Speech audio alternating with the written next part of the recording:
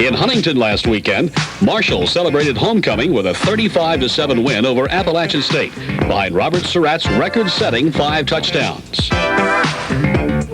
This sets the stage for this afternoon's key Southern Conference battle from Charleston, South Carolina, as the Marshall Thundering Herd takes on the Citadel Bulldogs.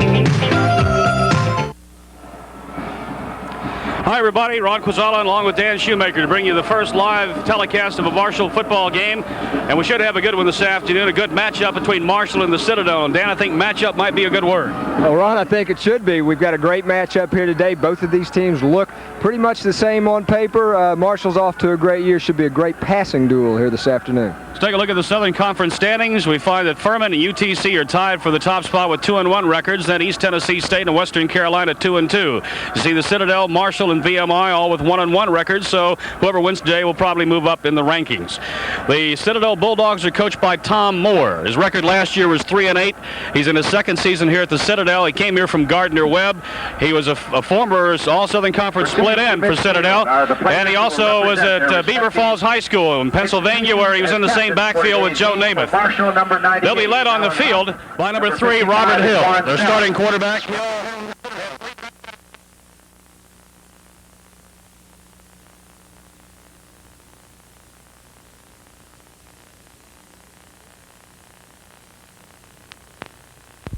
Conference Freshman of the Year 2 years ago was Stanford Glenn. He's a 6'5" junior from Hilton Head, South Carolina. He's the 3rd all-time leading receiver.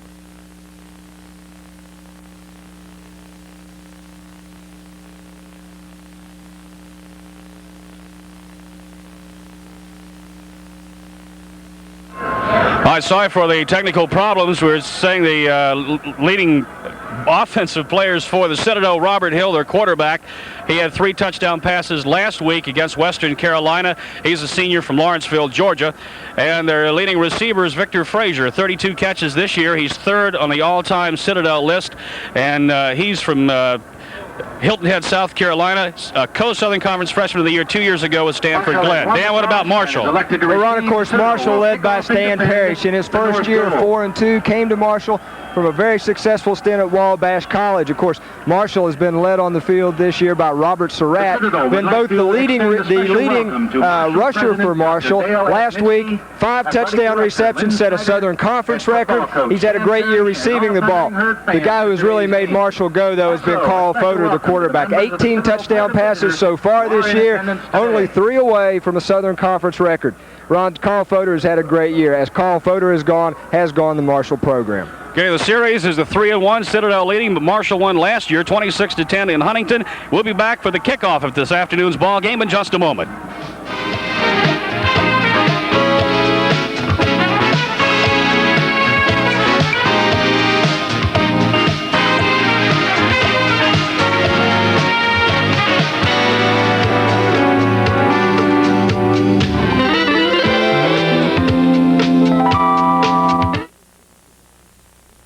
Major funding for Marshall University football on Channel 33 is provided by Ashland Oil Incorporated and their Super America division, providing gasoline and convenience items when you need them. That's Super America. Great gas, good goods every night and day. Additional funding provided by the C.J. Hughes Construction Company, serving the needs of the tri-state underground utility construction industry for over 25 years, specializing in the installation of natural gas and water pipelines, as well as underground electric and telephone cables, and now offering a wide variety of construction equipment for rent. That's the C.J. Hughes Construction Company, with offices located at 731 West 3rd Avenue in Huntington. And by WKEE Radio, where they play your favorite songs 24 hours a day. The Thundering Herd and Key Radio. We belong together.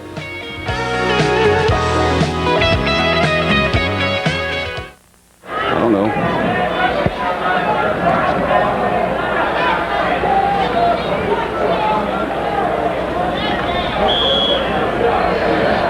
Keith Baxter took the opening kickoff for the Thundering Herd. They won the toss. He's moved the ball to the 26, and here's the first offensive play for the Thundering Herd.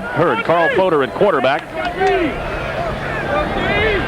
And Fodor's going to drop straight back. You'll see a lot of that today. Here's the pass to Tim Lewis at the 38. Lewis to the 40. Still on his feet to the 45, 47, 48-yard line before the Bulldogs can bring him down. Tim Lewis, the starting tight end. Billy Hines will be the split end for the Thundering Herd. Ray Lamb and Rob Bowers are the tackles. Steve Stoll and Steve Staley are the guards. And Juan Stout at center. The flanker, Brian Swisher. And Don Johnson, Robert Surratt, the running backs. Randy Clarkson's in there now in place of Don Johnson. And Nelson Hutchings is the split end of the right side. 1st and 10 on the 47-yard line of the Citadel Bulldogs. Handoff goes to Randy Clarkson. Clarkson gets about 3 yards to midfield, where he's stopped by the Bulldog defense, led by number 53, Jesse Prelu, a senior from Burton, South Carolina. Welcome to the first live telecast of a Marshall football game here in Charleston, South Carolina. Come on, no! On a beautiful afternoon at UP Harris Field at Johnson Haygood Stadium. Billy Hines has returned as the wide out to the right side with Brian Swisher in the slot. Out of the pro set. Citadel using a 4-3 defense. Here's Randy Clarkson. Big hole left side. Clarkson to the 40. Clarkson down to the 34-yard line of the Citadel Bulldogs. And Stanford Glenn made the saving tackle. One thing we point out about the Citadel, they have made a lot of changes. Two of their their top 2 ball carriers last year are now on defense. You see right in the last play. This is Randy Clarkson. Big hole off the left side. Randy Clarkson into the secondary. Good run. You mentioned Citadel opened this game with a 4-3. At this point, Marshall is attacking the flat with the pass.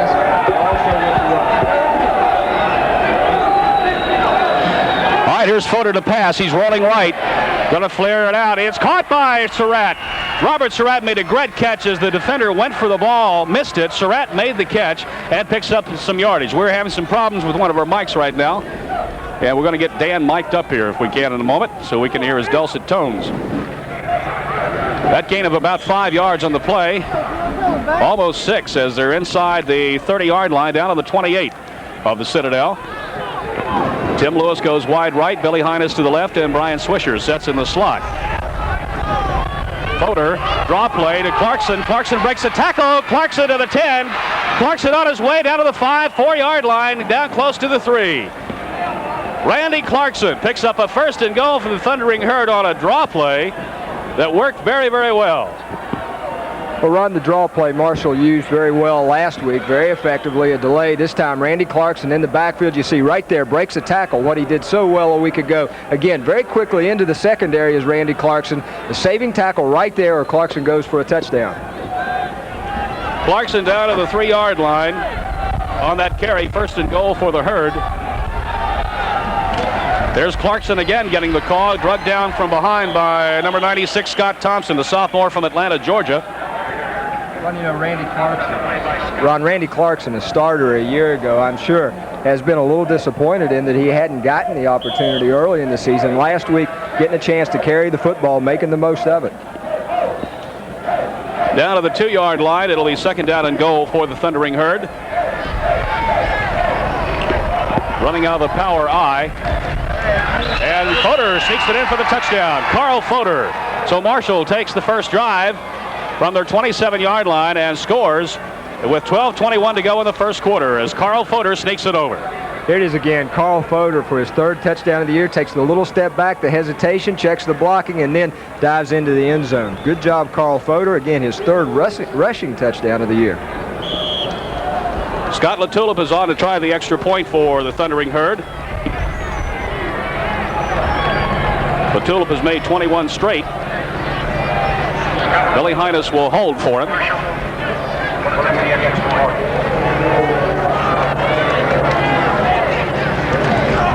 LaTulip's kick. It was a knuckleball, but it's through. And with 12:21 to go in the first period, we have the Marshall leading the Citadel by a score of 7-0.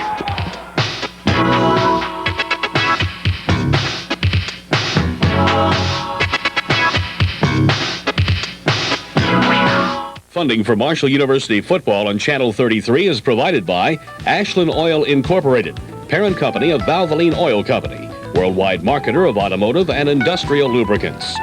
Additional funding provided by the C.J. Hughes Construction Company, serving the needs of the tri-state underground utility construction industry for over 25 years, specializing in the installation of natural gas and water pipelines, as well as underground electric and telephone cables, and now offering a wide variety of construction equipment for rent. That's the C.J. Hughes Construction Company, with offices located at 731 West 3rd Avenue in Huntington. And by the radio station you grew up with, WKEE AM and FM, playing your favorite songs every day. Get up and go heard on WPBY TV from all your friends at Key 100 FM and Stereo 80 AM.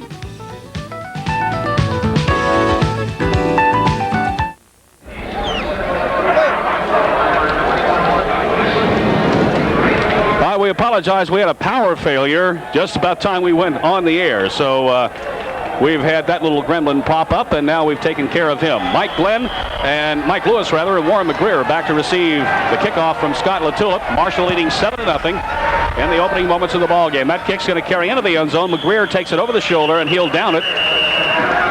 Well, I might mention a pretty stiff wind right then at Scott LaTulip's back, not known as a deep kickoff man. He has the ability to kick the ball into the air. Also, as we saw last week, the ability to drop the ball over the wall and keep it in the field of play. That time, able to get it in the end zone. So Citadel will start 1st and 10 on their own 20. They'll have Fred Johnson and Victor Frazier as the wideouts off the line. Charlie Jenkins, Jim Gabrish, the tackles. Clint Smith and Dave Garner, the guards. Ray Goins at center. Quarterback number 3, the senior Robert Hill, who we talked about in the pregame. Lee Glaze goes in motion. Now he sets as the flanker off to the left. One lone setback. Motion on the line. This is Adrian Williams. Williams breaks the tackle. Williams out to the 22-yard line. Tony Lelly in on the stop for the Thundering Herd, along with Sean Finnan, the freshman. Excellent pursuit by the Marshall defense, particularly the scrape-off by Tony Lelly. Citadel really known as a passing team, much like Marshall, opening up that time in an ace, a single-back offense, but had 2 tight ends. So you would expect them to run the ball some, or at least attempt to run the ball out of a 2 tight end set. Eric Reddish splits out wide left this time as he replaces Lee Glaze. Here's Robert Hill dropping back. Looking. His ball is tipped by one receiver and over the other one. He was firing out for number 80. That's Clay Morphus. And Morphus tipped the ball. And, man, we were talking about Eric Reddish was also in a position to make the catch had Morphus not tipped it. But it goes incomplete. And it'll bring up a 3rd and 8 for the Citadel on the 22-yard line. Marshall, a slightly different wrinkle that time defensively. In effect, in a split 4, both linebackers moved to the inside. You might call it an offset 5 with the end dropped off, but a little bit different look than what we've seen. 3rd down play. Robert Hill with a long count. Drops straight back. And it's blocked. That's Fred Johnson, the tight end, for a Citadel 1st down across the 40-yard line. Johnson, a junior out of Augusta, Georgia, making the catch. Boy, real nice job by Johnson and the Citadel offense that time. They find the soft spot in the Marshall zone as you take a look at it from the end zone. Johnson with a good route, you see, right behind the underneath coverage of the linebacker, but well in front of the defensive backs, Lewis and Brown. You saw a fumble right there on the hit, but the recovery by Johnson himself. Up on the 44. The Citadel in their own territory. There's a flag down. Mike Lewis gets the ball. Mike Lewis breaks the tackle, dives across the 45. We've got a flag, looks like in probably motion territory or illegal procedure. I think it's going to be offsides against Marshall as we had a man jump along the defensive front. Looked like number 64, Tony. It is going to be against Marshall. So it'll be an offsides against Marshall. Again, Marshall defensively plays what is in effect a pro 3-4. It's really a 52 defense. It's off of that design, but they like to drop both defensive ends back, put them in pass coverage. They'll come with 4 men generally on the rush. Out of that, they'll rush either the short side or the wide side end and vary it, but it is, again, a variation off the 52. In the pros now, they call it a 3-4. It turns really the defensive ends into linebackers. The ends for the Herd, Daryl Johnson and Marty Palizzetti. Tony Bolin and Alan Huff for the tackles. Sean Finnan, the freshman, is at the nose guard. Linebackers are Tony Lelly and John Segley. The cornerbacks, Daryl Burgess and Garfield Lewis. And the safeties, Jerome Hazard, strong safety, and Todd Brown is the free safety. Ron, we haven't mentioned it. Let's welcome everybody watching today's game on WPBY TV, Channel 33 in the Huntington-Charleston area. Also, WSWP TV, Channel 9 in southern West Virginia, Beckley and Grandview. Here's a 1st and 5 from the 49-yard line now. After that penalty, the pitch back to Mike Lewis. On the toss, he runs to the near sideline, driven out of bounds near the 45-yard line of the Herd. Again, you might have noticed Marty Palizzetti, number 2, the near side defensive end, as that was a first down for the Citadel, set about 2 yards off the line of scrimmage. Normally a defensive end back in what is, in effect, a linebacker stance. You take a look at it. Now, Palizzetti, he'll come into your picture right there, comes up and meets pressure. There it is. Tries to turn the play to the inside. You see the Citadel gets the corner, gets just enough yardage for the first down. Adrian Williams, Mike Lewis are the setbacks behind Robert Hill. Reddish and Frazier, the wideouts. Hill fakes, play action, throws over the middle. It's in and out of the hands of Fred Johnson, the tight end. So he was open for the reception. The ball just hit him in the wrong spot, I guess, the hand. That's right, and he sure was open. Again, pretty much the same route that we saw on the completion earlier from Hill to Johnson. That time, again, just behind the linebacker drop into the flat. And as you mentioned, just unable to handle the pass. So it's 2nd and 10 from the 43. Victor Frazier goes wide to the left. Lee Glaze, who last year was a quarterback, is now a wide receiver to the right. And Hill's in trouble, and he's being sacked. Daryl Johnson for Marshall from the defensive end position. And Ron, that time Marshall going with a straight 5-2. As you take a look at it right here, that's Sean Finnan with a good fight inside, ties up the center. You'll see number 86, that's Johnson, right there from the blind side into your picture, makes the sack. Good pressure by the Marshall defense. Lost about 7 yards on the play back to midfield of the 50-yard line. So we have a 3rd down and about 17 coming up. Johnson's 2nd sack of the season.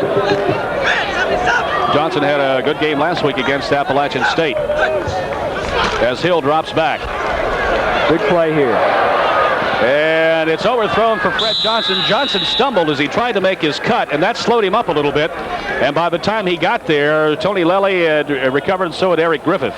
Well, I think that time, again, Marshall anticipating the flat pass just a little bit. It rotated number 34, Leon Sims, up into the flat. And I'm not so sure Hill not just throwing the ball away. The ball thrown well over the head of the intended receiver. Marshall with excellent coverage. So we have Greg Davis on to punt, and we have a timeout called.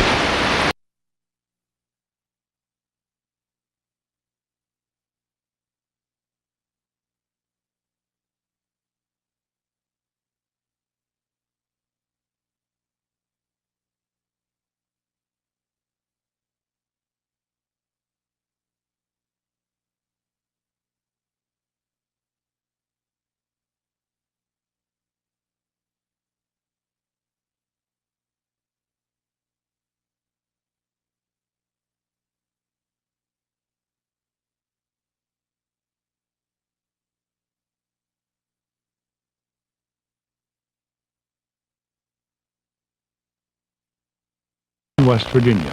As a viewer-supported station, we need your help to continue to bring you quality programming.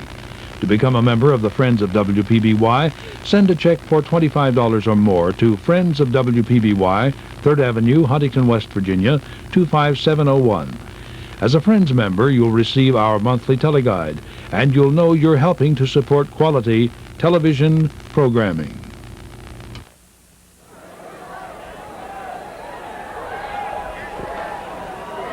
All right, Greg Davis on to punt. Daryl Burgess and Garfield Lewis are the back double safety to receive the punt for the Herd. Got Marshall 9 men up defensively. They may come. Davis kicks it high, and a fair catch signal for by Garfield Lewis, and he takes it on the 13-yard line. So that's where Marshall will begin this drive. And what about the scoring drive, Dan? Well, we mentioned first the 37-yard punt. Of course, the last time Marshall had the ball, they went 74 yards in 7 plays. Took 2 minutes and 39 seconds. Carl Fodor from 2 yards out on the keeper. Of course, Scott Latulippe the extra point. And Ron Marshall on top right now, 7-0. Held the Citadel on that first drive, so that's important. Marshall establishing a little bit of momentum here very early in this game. By Brian Swisher and Billy Hines both going wide to the left side of the line. From the 13-yard line. This is Randy Clarkson following the blocks, gets outside, gets down the sideline, finally wrestled down by number 27, Cedric Lash. But a good run by Randy Clarkson again, and Clarkson had a Super Bowl game last week. Boy, he did, Ron. You know, it had to be tough for the Citadel to prepare for Marshall this week. Appalachian State, of course, last week. As we take a look at that last play, Marshall had great success running the football, particularly Randy Clarkson. You see it right here. The guard's pulling out in front. That's number 65, Steve Stoll, gets a good block out in front. Randy Clarkson with a very strong run, but you know the Citadel had to prepare for Carl Fodor and the pass. And defensively, they have to be playing a little bit soft early in this game. Marshall taking advantage of it. 1st and 10 from their own 31-yard line. Fodor's going to throw a soft pass for over Surratt. Good catch. Robert Surratt, good hit, and he got away from it. I tell you, Surratt has been making some dandy catches. Well, you're right. That pass behind Robert Surratt, had to turn almost all the way around for it. We've got a Citadel player hurt on the field. You saw Surratt lower his head and just run over the defender. Take a look at this. You're going to see a great catch and then a terrific run. Albert Presley's going to hit him head on here. There's the catch. Boom. Look at that. Oh, Robert Surratt right there. That's why they put the helmet into this game, Ron. Big play by Robert Surratt. That's Albert Presley, the sophomore from Blackville, South Carolina, defensive back who's down. Of course, you got a good look right there. Robert Surratt, the senior from Temple Hills, Maryland.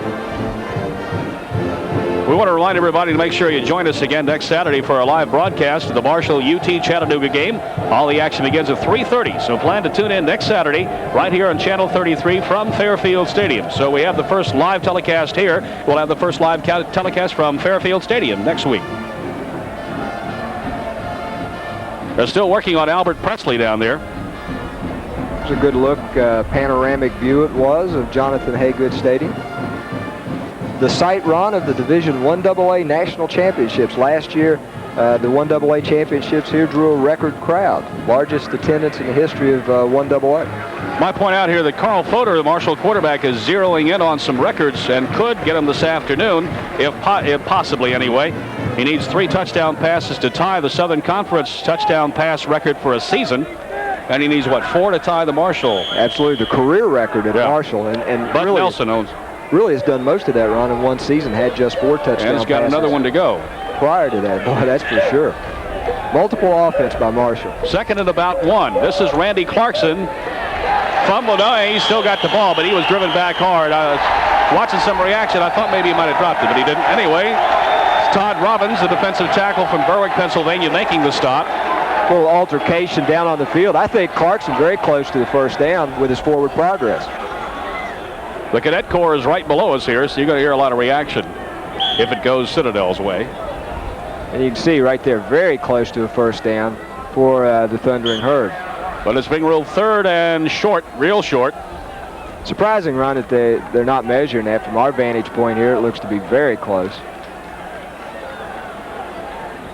Well, if they get close again on this one, I'm sure they'll Marshall will ask for a measure. You're right. 2 tight ends by Marshall.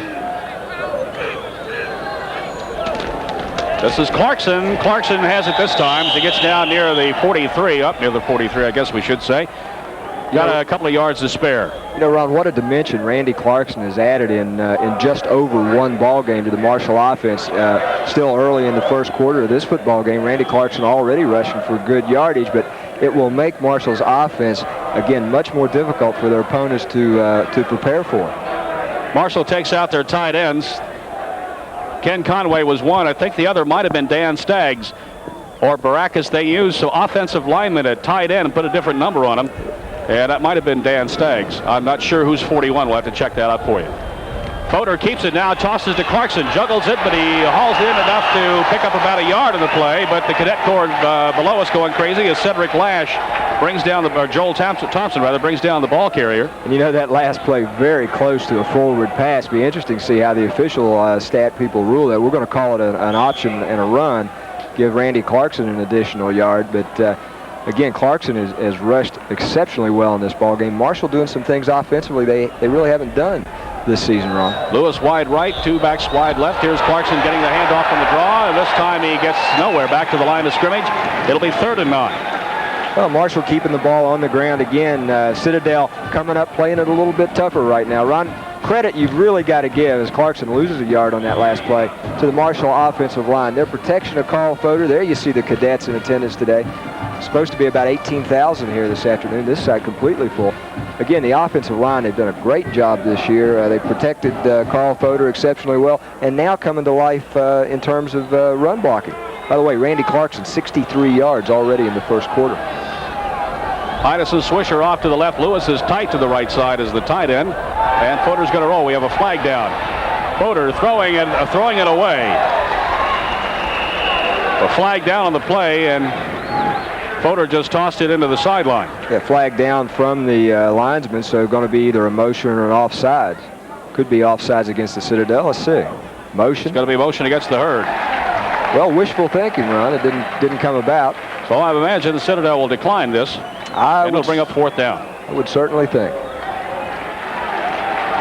So Mike Salmons will come on to punt for the Thundering Herd. John Stevens, along with Mike Lewis, 27 is Cedric Lash, dropping back for the Citadel. The cadets of the Citadel up on their feet. Parents' Day this afternoon. Salmons averaging 40.6 yards a punt.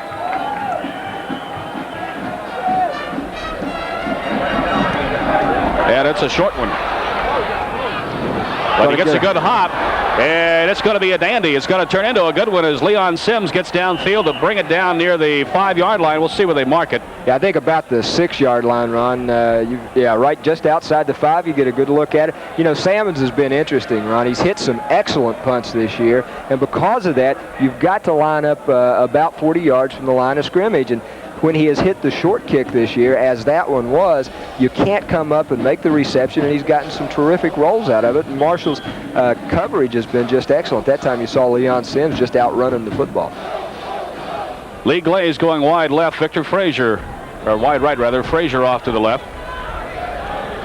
Robert Hill with his back to the wall right now. Go, Mike, go! Mike Lewis out near the 10-yard line before the Herd drives him down. A little bit of option running by the Citadel that time, handing the ball deep in the backfield. You saw a big hole open up in the interior line, but really only picking up about 5 yards.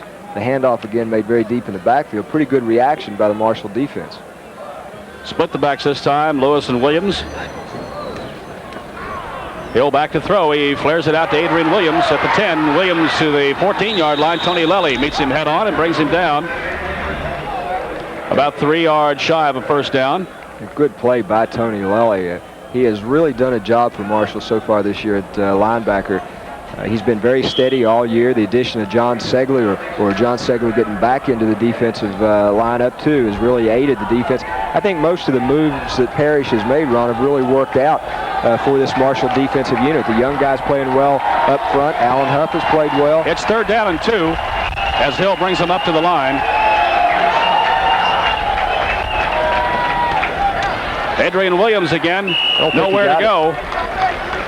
Tried the left side, but it was plugged up by Alan Huff, Sean Finnan, and Eric Griffith. Just enough for the first down. Up near the 17-yard line, so on the run, a 1st and 10 situation now for the Citadel Bulldogs.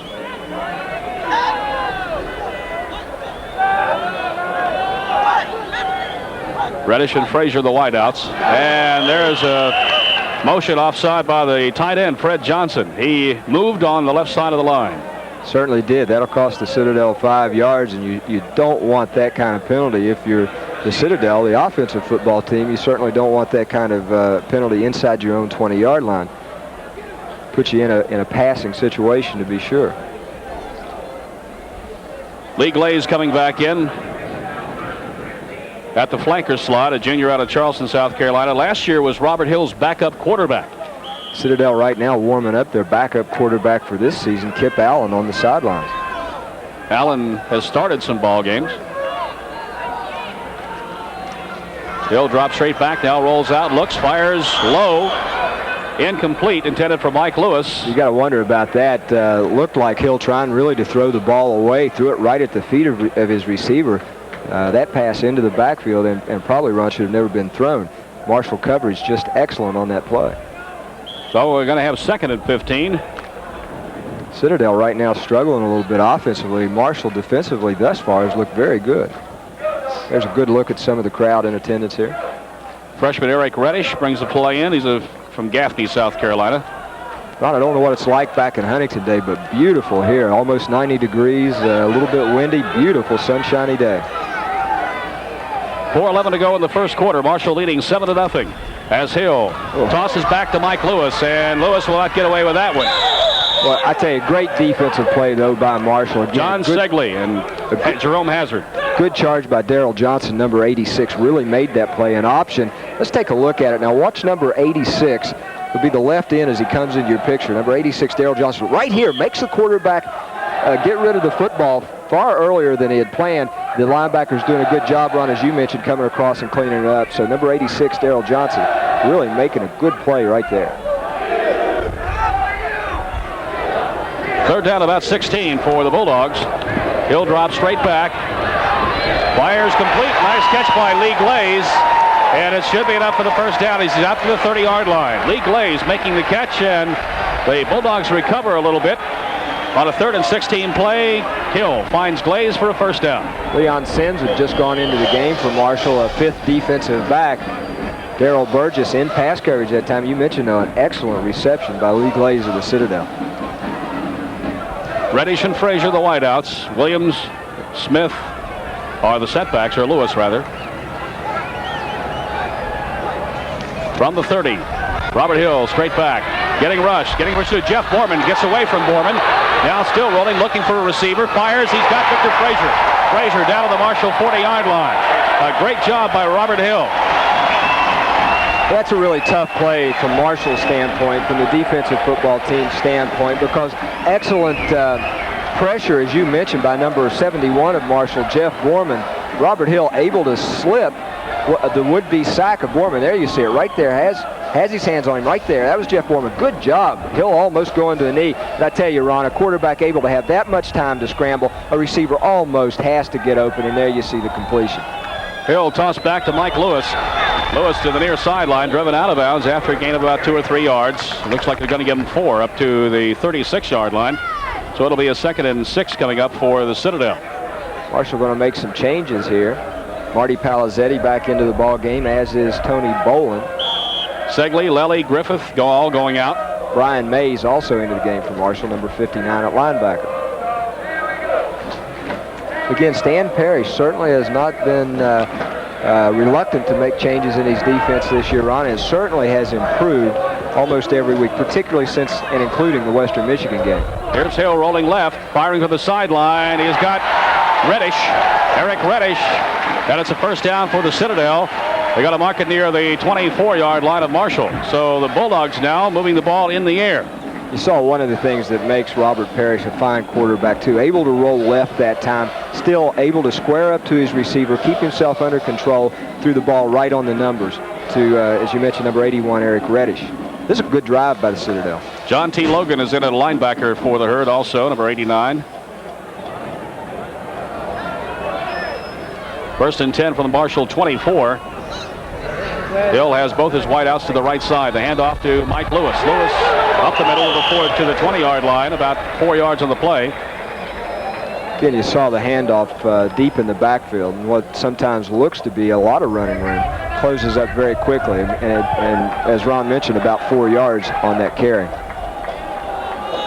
Reddish comes in with a play. Glaze goes out. 2:24 to go in the first quarter. Time running on the clock. Marshall leading 7-0, but the Citadel has moved the ball from back on about their 6-yard line right now to the Marshall 20. Hill going to keep it. Hill tucks it in. Hill gets the first down. Hill down near the 12-yard line, and a first down for the Bulldogs. I'll tell you, pretty good play. I'm not so sure that wasn't a run by design. The Citadel that time holding their tight end, number 86, Fred Johnson, on the line of scrimmage, and he made the block that really sprung Robert Hill, opened the lane to the outside. Again, a good block by the tight end, who they left on the line of scrimmage. They'll mark it on the 13. 1:50 to go in the first quarter. Lee Glaze bringing the play in. And the warm-up activity along the sideline by Allen has ceased right now. First and 10 from the Herd 13-yard line. Adrian Williams, off left tackle, down to the 10. Williams stopped by Sean Finnan. Tony Bolin. Tony Bolin, that's right. Again, you saw Marshall in what amounts to a four-man front. One defensive end out of their 50 defense up on the line of scrimmage. The other one back as a linebacker. In effect, that time makes it a 4-3. I would suspect they call it an offset 50, but nonetheless, three linebackers. Second down and 7 from the 10-yard line. Hill sets him.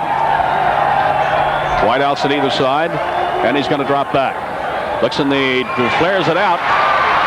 Adrian Williams along the sideline. Tony Lelly comes over to help make the stop. Marty Palizzetti with his arms around the ankles, and they bring him down near the 6. Really nice play by the Citadel. Certainly looked that way at the outset. A little flare pass to Adrian Williams, the fullback.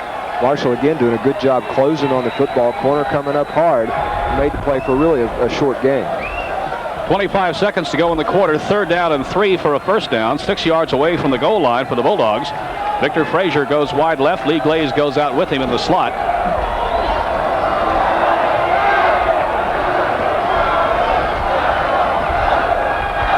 Blitz. Hand off to Adrian Williams, who dives close to a first down. He may be a little bit short. Depends on if he gets a good spot or not. Meanwhile, time has expired in the first quarter. So that's the end of the first period of play with the score, Marshall 7 and the Citadel nothing.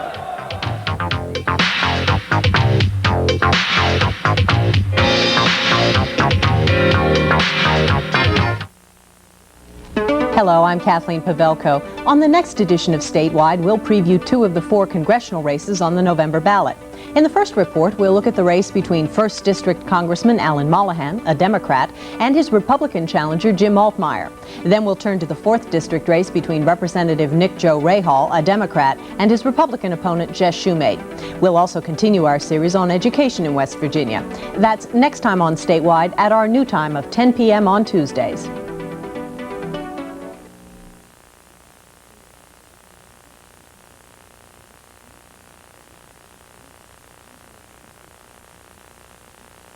State lottery, veterans housing bonds, intangible property exemptions, school and road bonds, and a proposal for silent school prayer.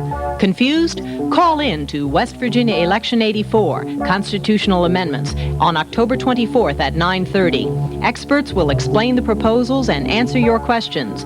That's Constitutional Amendments, a call-in on the television stations of the West Virginia Public Broadcasting Network.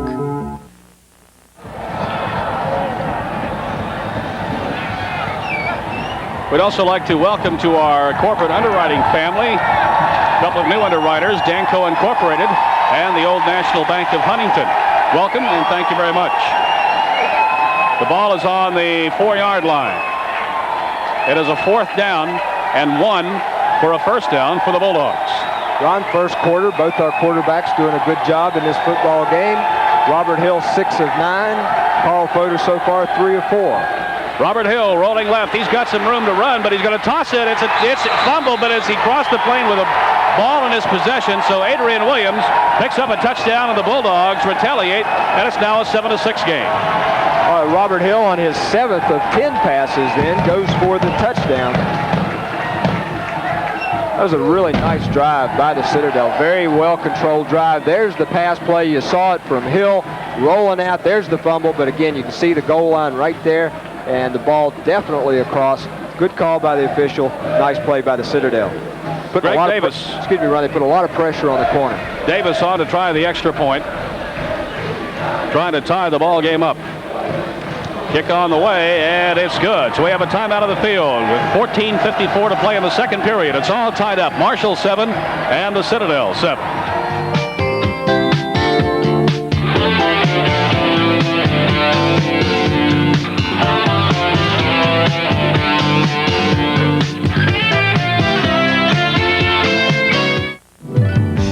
Public television brings you the world in all of its dazzling variety. It's adventure after adventure, journeys to places marvelously strange and distant. But have you paid your fare? It's only pennies a day, and you get the wonders of the world brought right into your living room. Keep the adventure in public television. Pledge your support now. You'll see it can be a very moving experience. You're watching WPBY TV, Channel 33, Huntington, Charleston, West Virginia. As a viewer-supported station, we need your help to continue to bring you quality programming. To become a member of the Friends of WPBY, send a check for $25 or more to Friends of WPBY, 3rd Avenue, Huntington, West Virginia, 25701. As a Friends member, you'll receive our monthly teleguide, and you'll know you're helping to support quality television programming.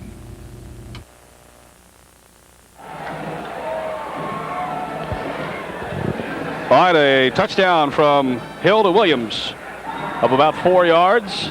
And the kick added by Davis. And it's now 7-7. We'd like to welcome another corporate underwriter to our telecast this afternoon, Geno's. Getting set for the kickoff as Tim Cook will do the honors. Cook, a sophomore from Daytona Beach, Florida. Kicks it long and deep into the end zone.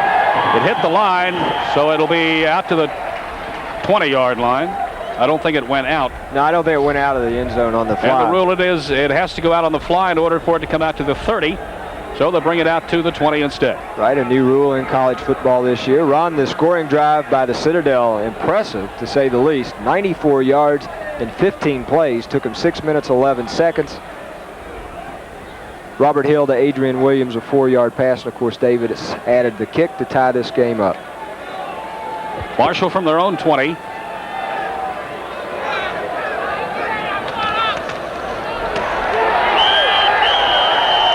Hand off to Robert Surratt, and Surratt gets maybe a yard on the play.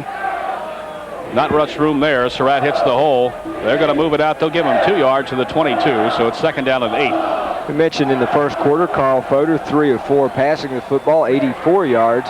Robert Hill now 7 of 10 for 92 yards. Nelson Hutchings and Tim Lewis are the wideouts, along with Brian Swisher. Surratt and Clarkson the setbacks behind Carl Fodor on second and 8. Fodor drops straight back, now rolls out. He's getting some pressure, and he dumps it off.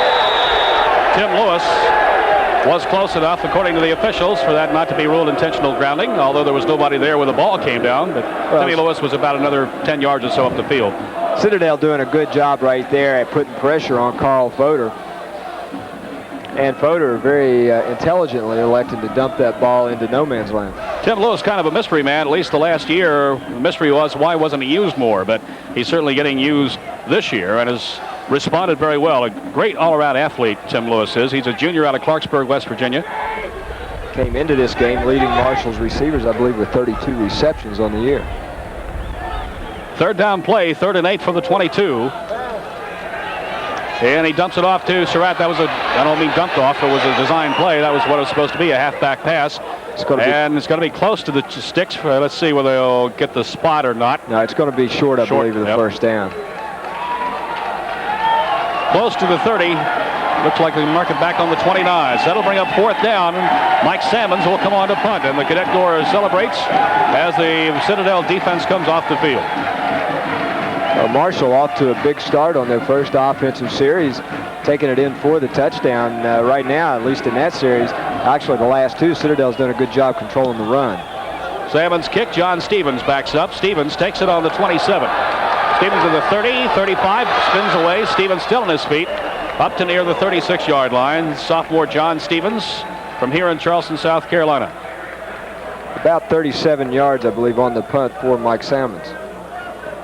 They'll mark it on the 35 where his knee touched. That's where the Bulldogs will take over. Again, Robert Hill coming out as the quarterback. Fred Johnson, the tight end. Victor Frazier, the split end. Lee Glaze will run the first play as the flanker. And the setbacks are Mike Lewis and Adrian Williams. Lewis 21, Williams 33.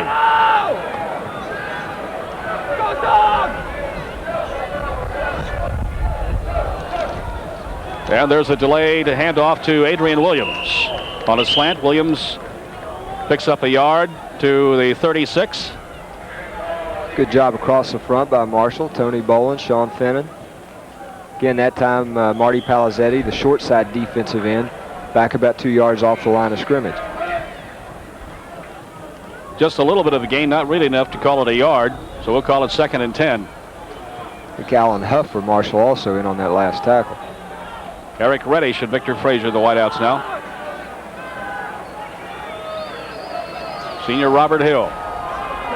Little play action, now steps up, now gets behind his coverage and fires short to the tight end Fred Johnson up near the 39-yard line. A play picks up about 4 yards, so it'll be 3rd and 6 coming up for the Bulldogs. Citadel sending 2 receivers deep. They like to go deep with the pass. That time really wanting to go deep too. Robert Hill had some time.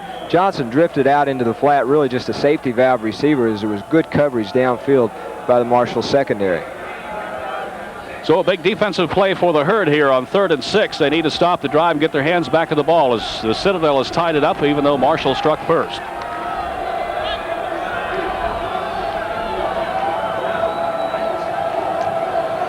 Hill straight back, throws out. He's got the tight end again, Fred Johnson, right about at the sticks, and we'll see where his forward progress takes him. The 47-yard line is enough for a first down. Yeah, Fred Johnson's been a real workhorse for the Citadel in this first half run.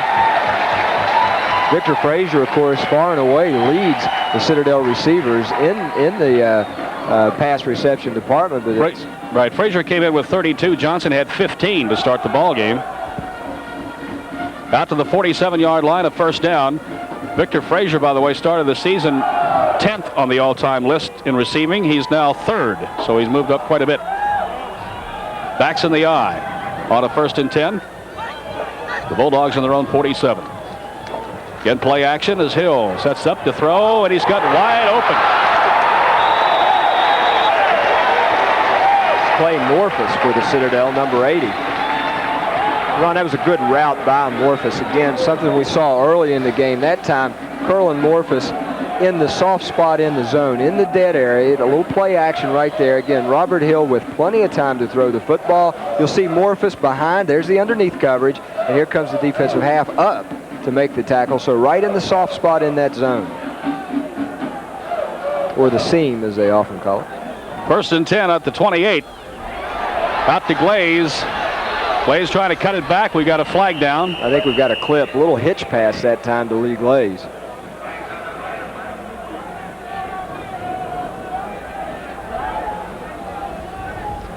Flag on it. Warren McGreer is checking in now for the Citadel. We've got an offensive holding call against the Citadel. It's Ron Ferris, the referee in the white hat.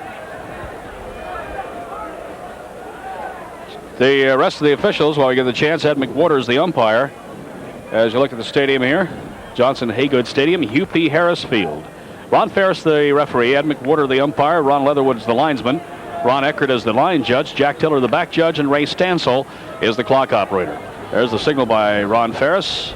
Offensive holding. Well, that's a big penalty. Those are the kind that stop drives, Ron. But if you're the Citadel and you've got to have that penalty, you'd want it to come on first down, as that one did. So now you still got potentially 4 opportunities to come up with the first down. Victor Frazier wide left, Eric Reddish wide right.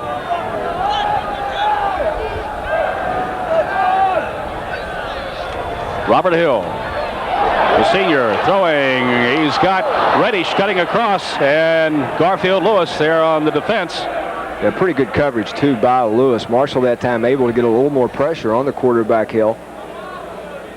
Darrell Johnson with the rush, number 86 for Marshall. And as we mentioned, the ball slightly overthrown, but pretty good coverage by Garfield Lewis. Reddish on almost a post route. Lee Glaze will bring the play in from the sideline now as Reddish takes a breather, and they bring their plays in with their flankers. 2nd and 20. There's a look at Stan Parrish along the Marshall sidelines across the field from us.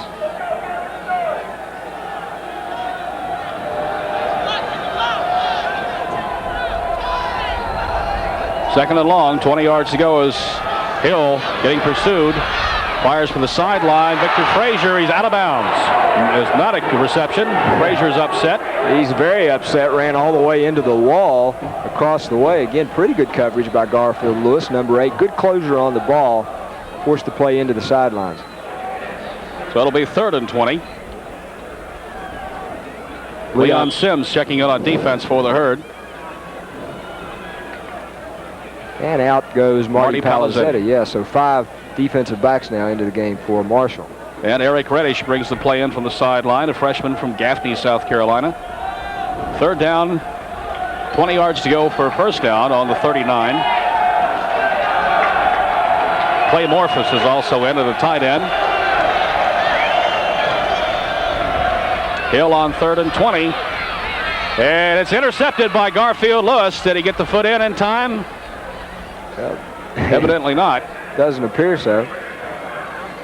So it'll be 4th down for the Citadel. Not exactly the best mechanics that time by the officials. Nonetheless, that stops the Citadel drive. And brings on Greg Davis to try a field goal. 55 yards will be the attempt, Ron, but there is a wind, as we mentioned earlier in the game. And they say that 50 yards is within his range. And like I said, we mentioned there is a wind at his back, and we saw both kickoffs in this direction had gone into or out of the end zone. So he should have an added advantage here.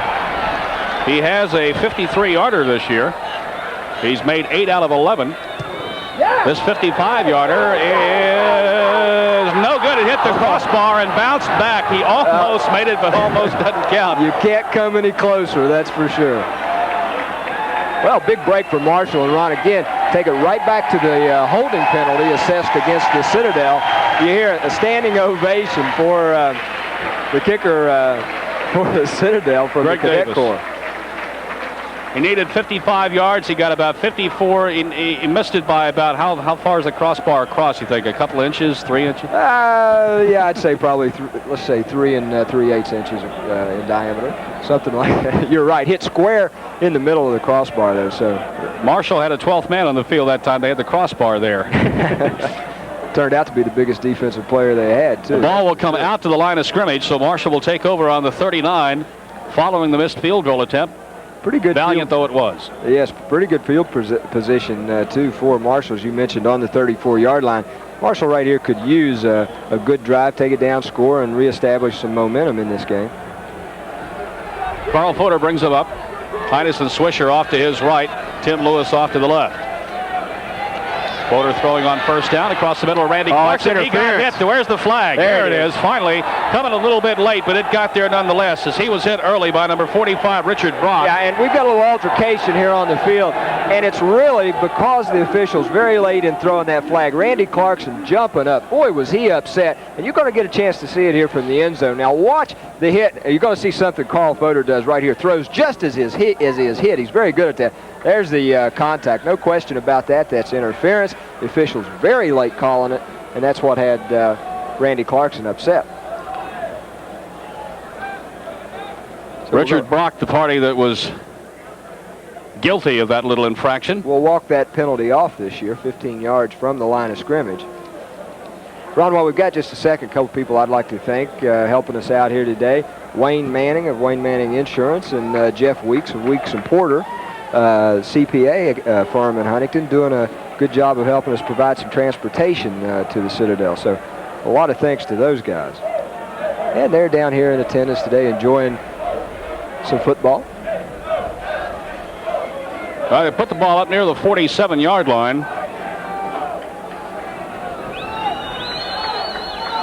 It's about an 8-yard penalty. Yeah.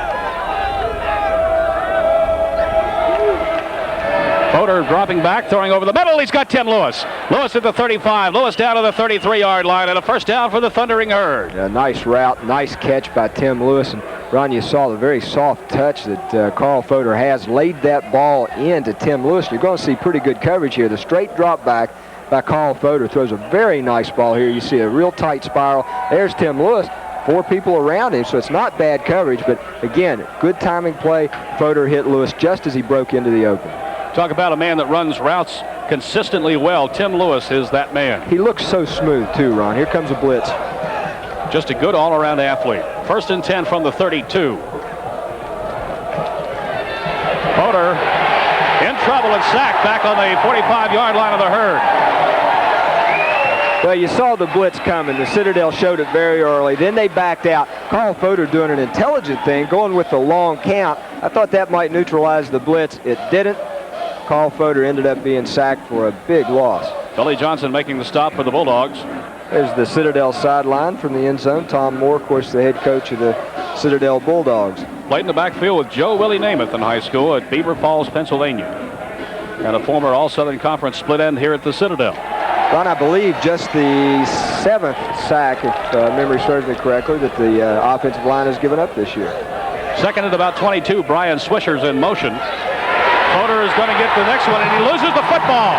The Citadel, the ball is still loose. There's diving on it. Marshall may have gotten it back.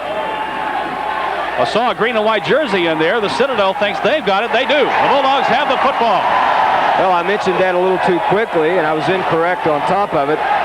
Those were the 11th and 12th sacks that Marshall has given up this year. Good pressure from the outside by the Citadel. That's number 36, Cliff Walters, shakes the ball loose.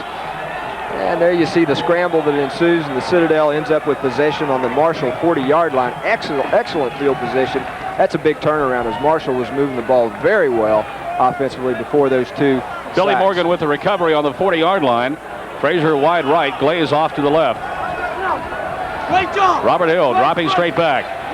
Going deep for Victor Frazier. It's knocked away. Good coverage by Garfield Lewis on Victor Frazier. That is a great play by Garfield Lewis. Citadel coming out right away, going for the 6 points. Robert Hill just lofted that ball up for Victor Frazier. Frazier 6'5", has excellent size for a receiver, and Garfield Lewis with excellent coverage. Great coverage.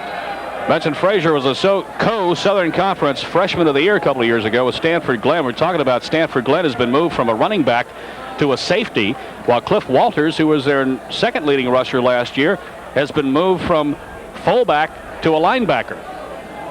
So they feel they've found themselves a couple of running backs in Williams and Lewis, and they could make that move to give themselves a little more on defense. This is Mike Lewis. Lewis, the senior, getting dumped by Jerome Hazard.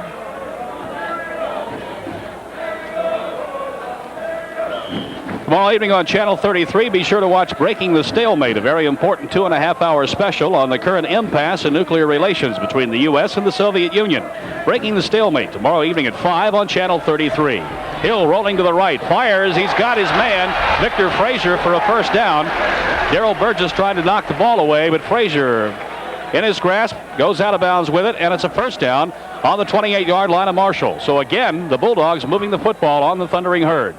Here it is again, the drop back by Robert Hill, number 3, the quarterback for the Citadel. He's throwing the ball exceptionally well. You saw his shoulders very square to the receiver. That's what you want to see. Frazier catches the ball just as he goes out of bounds. Nice throw, nice reception. On the 28.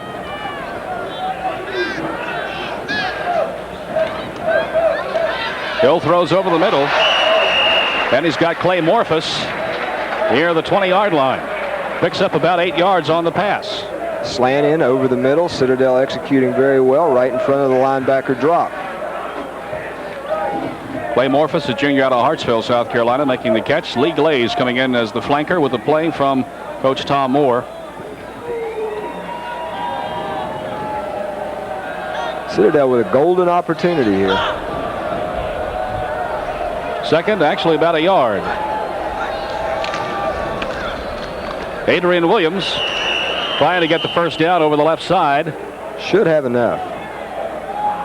Jeff Borman in to help make the stop along with Jerome Hazard and Darrell Johnson. It is a first down for the Bulldogs on the 18-yard line of the Thundering Herd.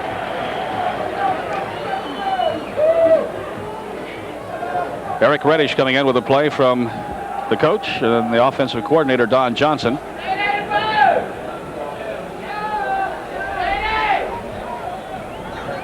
First and 10 from the 18. Robert Hill. The senior hands off to Adrian Williams, a sophomore from here at Charleston, South Carolina, and gets very little yardage on that play. Marshall so far in this football game has done a pretty good job of controlling the line of scrimmage.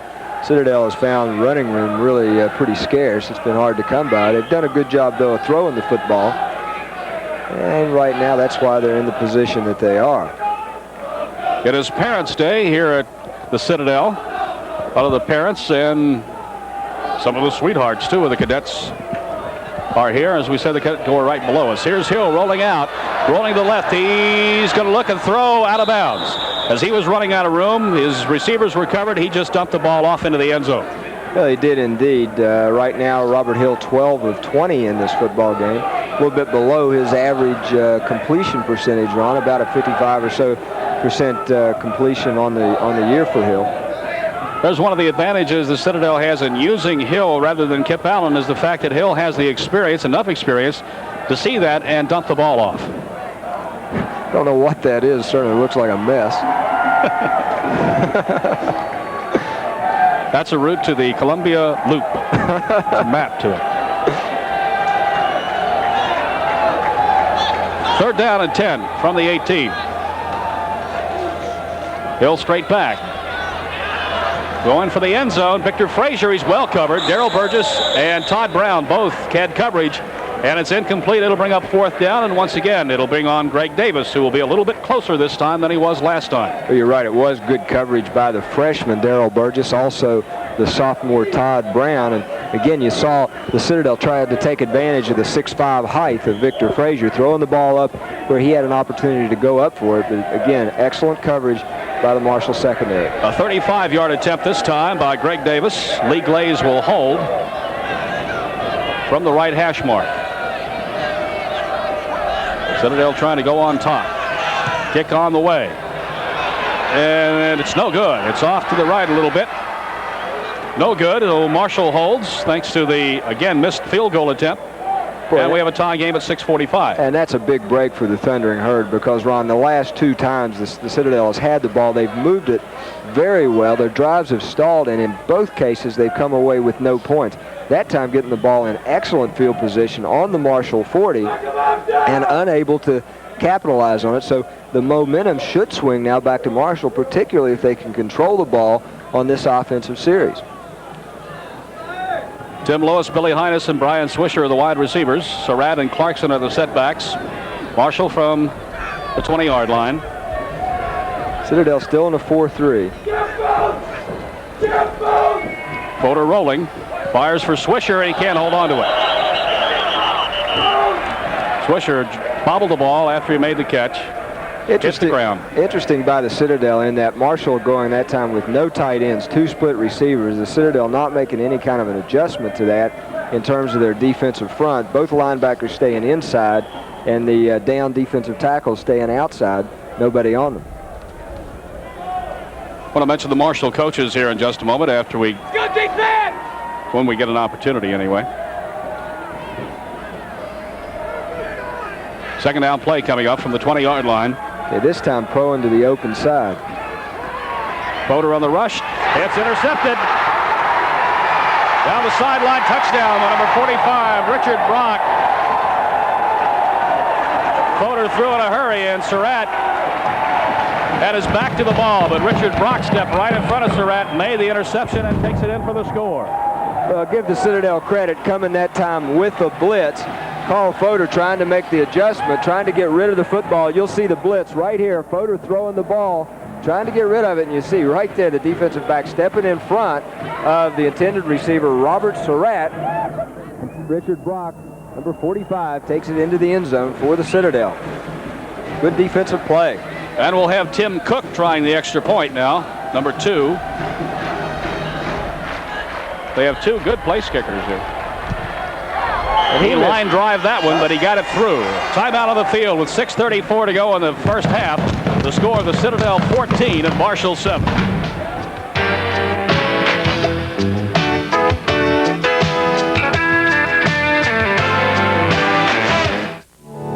The animal brain, a series of minute structures within each of us, not very different from the brain of a reptile. It governs our response to day and night and to the seasons. It controls our most basic emotions. It is, in fact, the source of our instincts for survival. A network of nerves that controls our own rhythms and drives. Next time on The Brain. Wednesday night at 8 on Channel 33. I'm Art Fleming. Join me as I host the National Science Test on the season premiere of Nova. Taking a test has never been so much fun.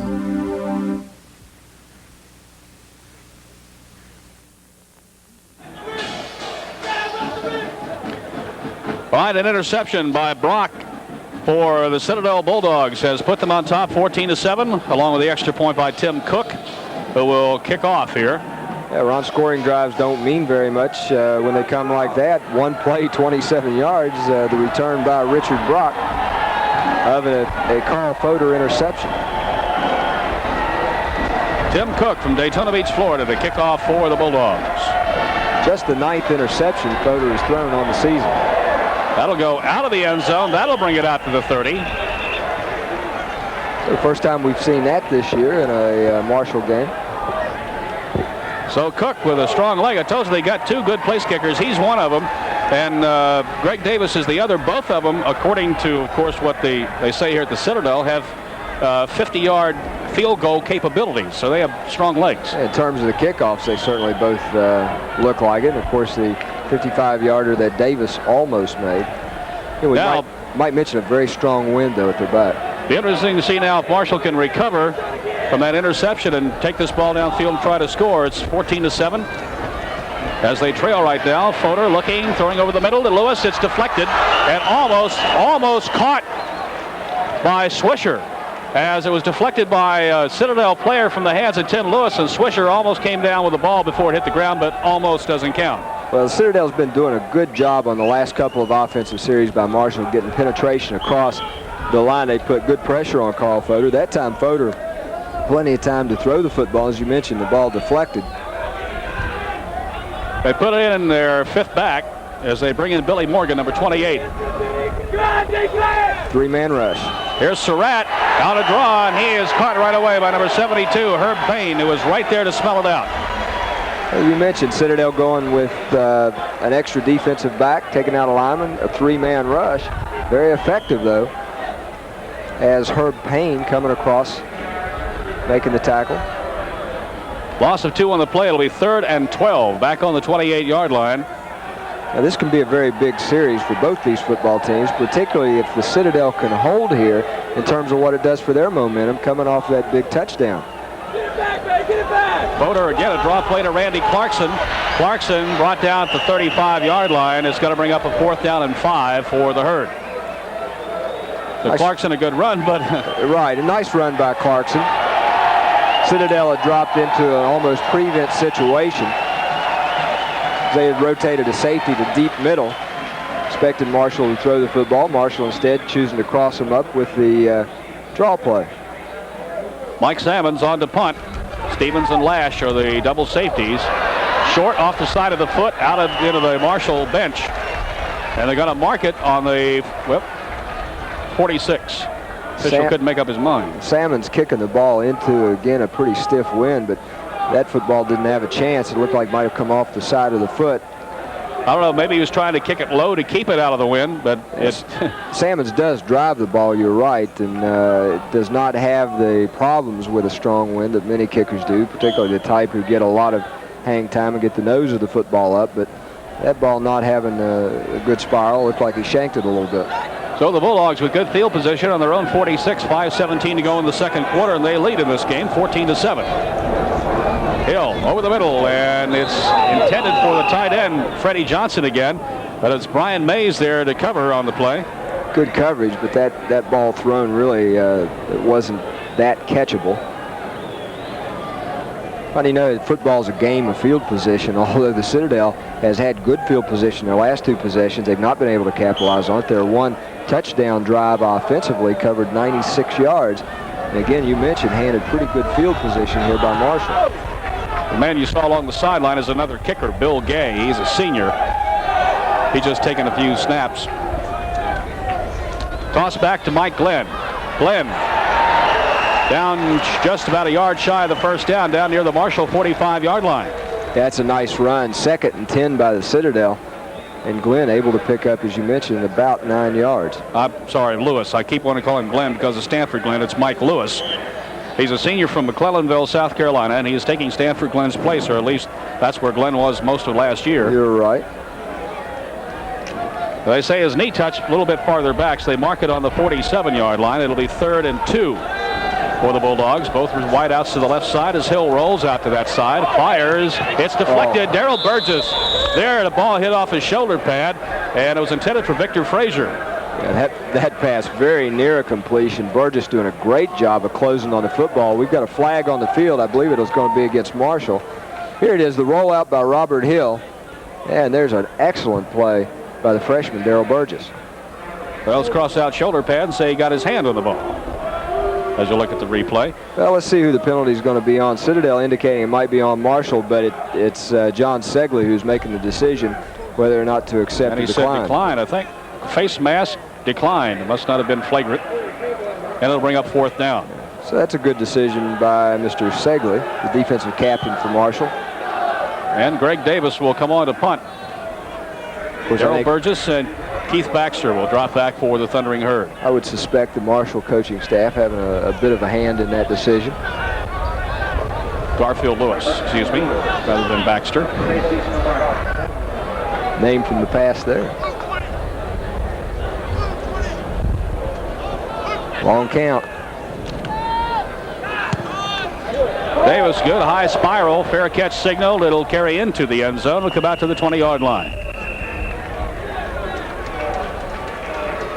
So Marshall gets it back, trailing still by just 7 points. They still have some time, 4:22 to do something. Of course, we're only in the 2nd period, so we only have an entire second half to go. But coming up at halftime, we might mention, we hope to have the head basketball coach of the Citadel, Les Robinson, with us. So we hope Les joins us, talk a little bit about basketball. Carl Fodor just now getting out to the huddle. Ron Ferris now signals the ball ready for play.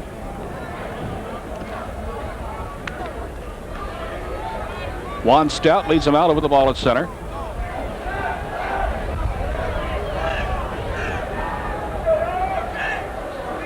Fodor moves Surratt over. They'll be checking off a little bit.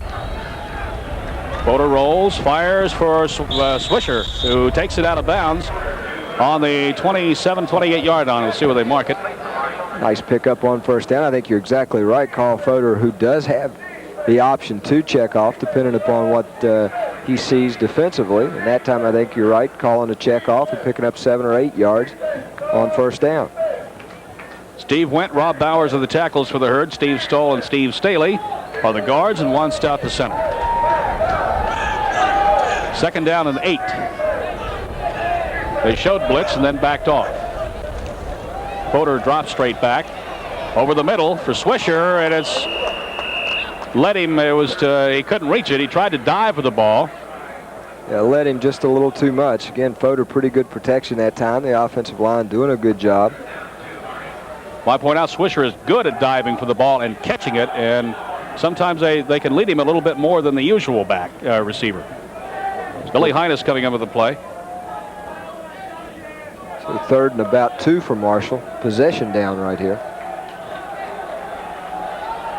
Well, let's see if they give it to Clarkson or if they're going to air it. They're going to give it to Clarkson. Randy Clarkson gets the 1st down out to the 40. Clarkson breaks away. Clarkson out to the 42-yard line. Flag down. I think we're going to have a face mask penalty here against the Citadel.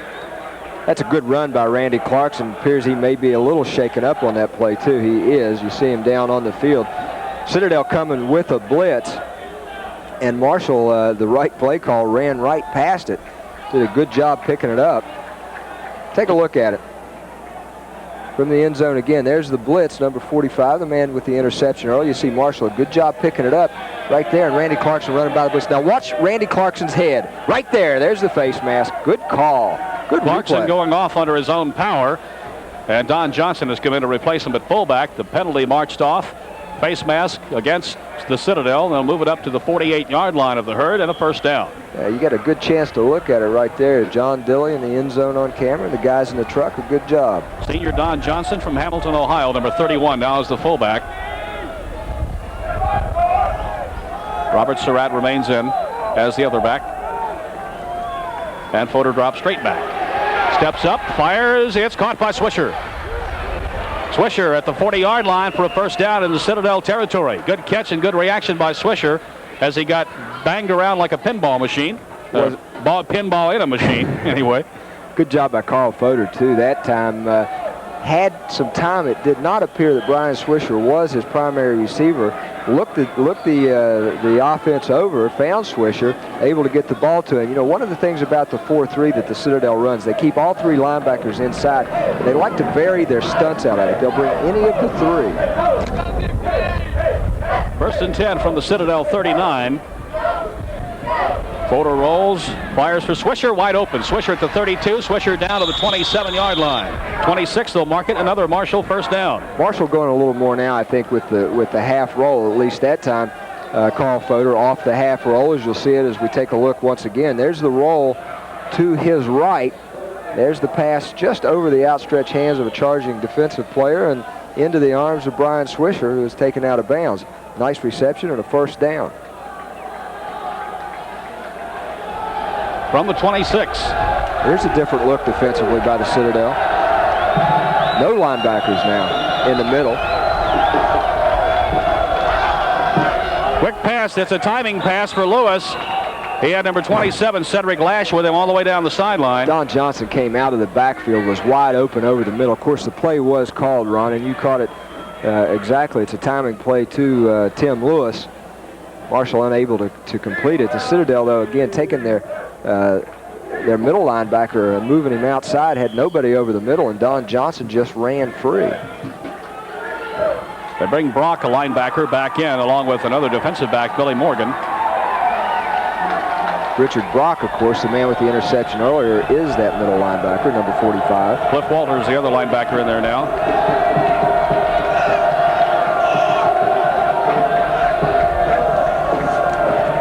Fodor rolling. Fuller throwing for Hines. Trapped it. It bounced first before Hines made the catch. Well, again, I'm impressed with the Citadel in terms of the way they are varying their defensive front, their defensive look. Marshall, though, in all honesty, with the exception of 2 or 3 plays, has done a good job of picking it up. Coach, we're going to mention the Marshall coaching staff. Besides Coach Dan Parrish, of course, they have Ken Bowman as the offensive coordinator and the line coach. And the older brother, Mike Deal, who's the big deal, defensive coordinator. Mark Deal, the tight end and receiver coach. Dave Flegel, who coaches the interior line. Joe Redmond, the offensive and offensive specialist running backs coach. Jim Turner, the offensive line recruiting coordinator. And Mitch Vogelbacher, linebacker defensive end coach. Citadel in pass protection, 3-man rush. Fodor, it's going to be intercepted and picked off by number 16, David Lambert. Lambert looking for room. Lambert breaks off a couple blocks, and finally Nelson Hutchings and Brian Swisher make the stop on him, and Swisher gets up hurt a little bit. Well, that ball badly overthrown by Carl Fodor. Had a receiver who appeared to be open for a moment. Here you'll take a look. That's Carl Fodor, number 10 for Marshall. Again, the ball is overthrown. You saw the receiver breaking free. I think it was Hutchings. Now, Marshall gets a bad break on 2 ends. There's an interception, of course, but watch this nice return by the Citadel, David Lambert. Again, Marshall with an opportunity to tackle Lambert down around the goal line, gets the ball all the way out to the 21-yard line. So about 19, 20 yards by Lambert on that return of the interception. So Robert Hill brings them up with 2:49 to go on the 21-yard line. Lee Glaze going wide out as a flanker. Victor Frazier's off to the right as a split end. Quick pass to Frazier. And he's driven out of bounds into the Marshall sideline, still being driven by Tony Lely. They'll mark it on the 28. So he gets about 7 yards on the reception. Eric Reddish coming in from the play from the sideline, replacing Lee Glaze.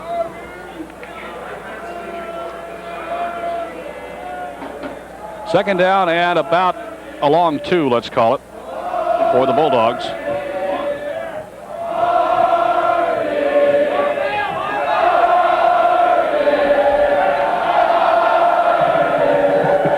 Hill takes a snap, drops straight back, gonna throw deep. This is Reddish along the sideline. It's thrown out of bounds. Trying to go long to Eric Reddish, the freshman. Again, the Citadel throughout this season and last has liked to throw the ball long. It's part of Tom Moore's philosophy as a head coach. That ball, though, not catchable. And we should mention, too, Garfield Lewis with excellent coverage again downfield. Lee Glaze comes in with a play from the sideline. Third down on the 28. Glaze and Frazier both come wide left. Fred Johnson tight to the right side, one lone setback. And they go to him. That's Mike Lewis. Lewis gets close to a first down as he gets across the 30-yard line. We'll see where kind of spot he gets. It's going to be short. You've got to mark it on the 30. It'll be fourth down. Give Jeff Gorman, number 71, particularly for Marshall, good credit for that play. Came across from his defensive tackle position, actually made the hit in the backfield. We're going to have a measurement here as Citadel the benefit of an even better spot now. But Jeff Gorman, pretty good defensive play. This may be a first down now. It's short. Still fourth down. The Cadet Corps wants them to go for it. They have sent the punt team on the field, and they're coming back now, but... well, it'd be foolish at this point in the game, up 14-7, to risk turning over the football on your own 30-yard line. So Tom Moore going to make the good percentage move here and go with the punt. Marshall dropping back one lone deep man. Now Darrell Burgess is getting back there with Garfield Lewis. Lewis is back there by himself for a moment. They heard maybe he was looking for some kind of a fake here. Davis waiting for the snap. High snap, gets it down and almost gets it blocked as Leon Sims came in hard. Ball angling for the sideline, goes out of bounds near the 39-yard line. Marshall going to get that ball in good field position. Whoa! Leon is he Sims moving that ball up the field? Yeah, Leon Sims very close to a block. The official moves the ball all the way up to the 43-yard line. Looked to me like the ball hit on the 39. Well, it's the referee's position. That's the man with the white hat who was standing behind the punter to sight the angle, and he'll move the other official if in his opinion the ball was out of bounds to the point where he thought it broke the plane of the sideline. Don Johnson remains in at fullback, so Clarkson hurt on the sidelines right now. Fodor drops back, looking. Double pumps, falls down. Tripped over his own blocker. Steve went back into it. And certainly a bad break right there for Marshall. That's going to be about a 7-yard loss. They get about 5 or 6. Fodor double pumped, and the second pump went just backed into him, and Fodor stepped up and fell right over him. Now he throws. It's deflected off Tim Lewis by number 24. That's Tommy French. Ball thrown slightly behind Tim Lewis, and we've got a Marshall player injured on the field. Looks like Juan Stout. And looks like he's holding his right knee. Well, Marshall starting center, the senior out of Lexington, Kentucky, Juan Stout, down on the turf right now. Sam Manos would be the backup, number 60. Sam Manos, one of those players that Marshall has used in their power set in the backfield, and sometimes. And he is now putting on the lineman jersey over on the sideline. That's what one of the holdups is. Of course, the fact that Stout is on the floor, on the ground out there. There's a Citadel fan in attendance today. For those of you who are tuning in now to see the Constitution, that delicate balance, we want to tell you that program will be aired later tonight at 7 o'clock. We hope you'll stay with us this afternoon as we continue to bring you all the live action of the Marshall Citadel game. And don't forget the Constitution, that delicate balance, will be aired at 7 o'clock tonight on Channel 33. Les Robinson, the head football coach at the Citadel, has just joined us here in the booth. That's basketball coach. I'm sorry, you're right. There's where we are, high atop Haygood Stadium here. And again, Les Robinson just joined us. So coming up at halftime, we'll have a talk with the St. Albans native. So Juan Stout is up and limping off a little bit. So whether he'll be back or not, I don't know. But Sam Manos is in at center, number 60. And I think Juan Stout may be all right. We could very definitely see him again in this game. Appears to be walking pretty well. Manos is a junior from Newcastle, Pennsylvania.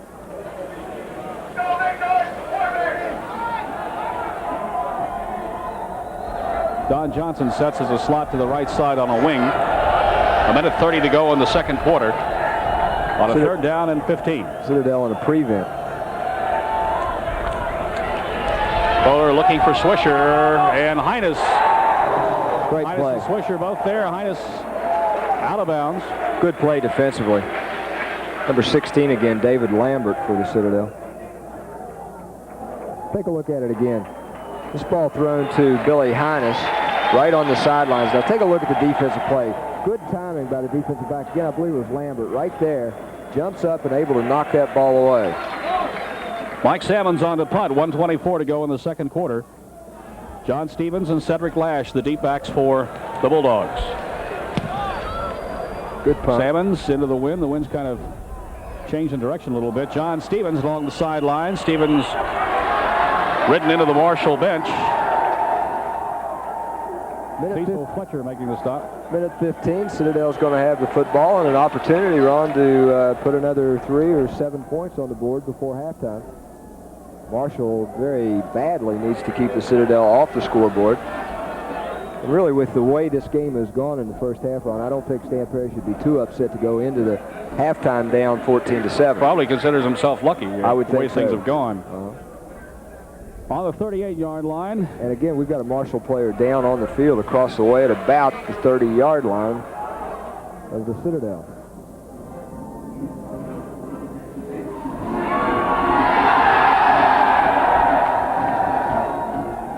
And again, we would like to welcome to the underwriting family, our corporate underwriting family, 3 sponsors, Danco Incorporated, 3 underwriters, Danco Incorporated, the Old National Bank of Huntington, and Gino's Pizza and Restaurants.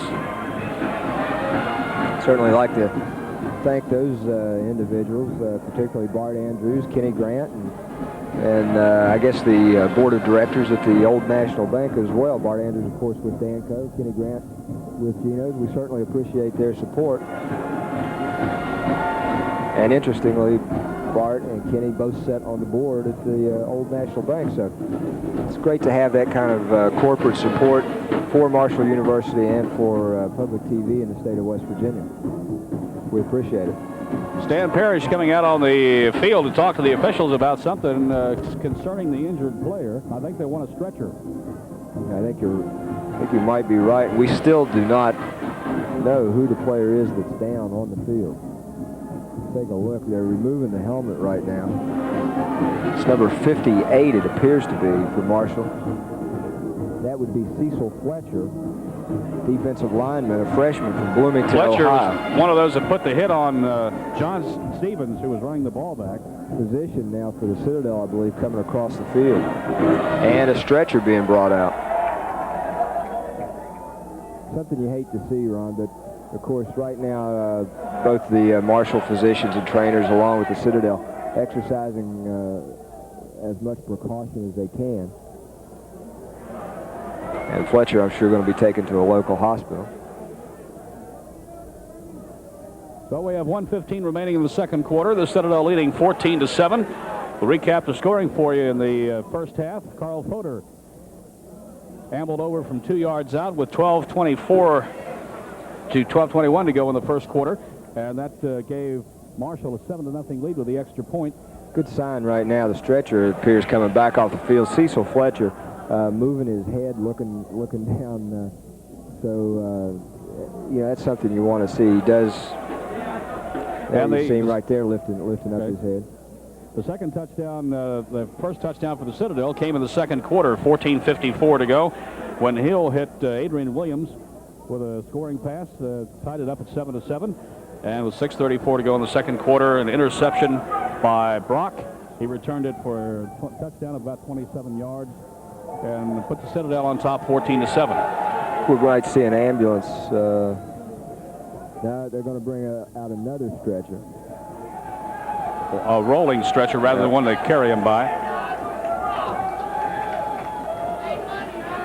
Fletcher's 6'2" and weighs 238. He might have been too much to carry in that handheld job, so they're bringing out one on wheels. Again, you see him.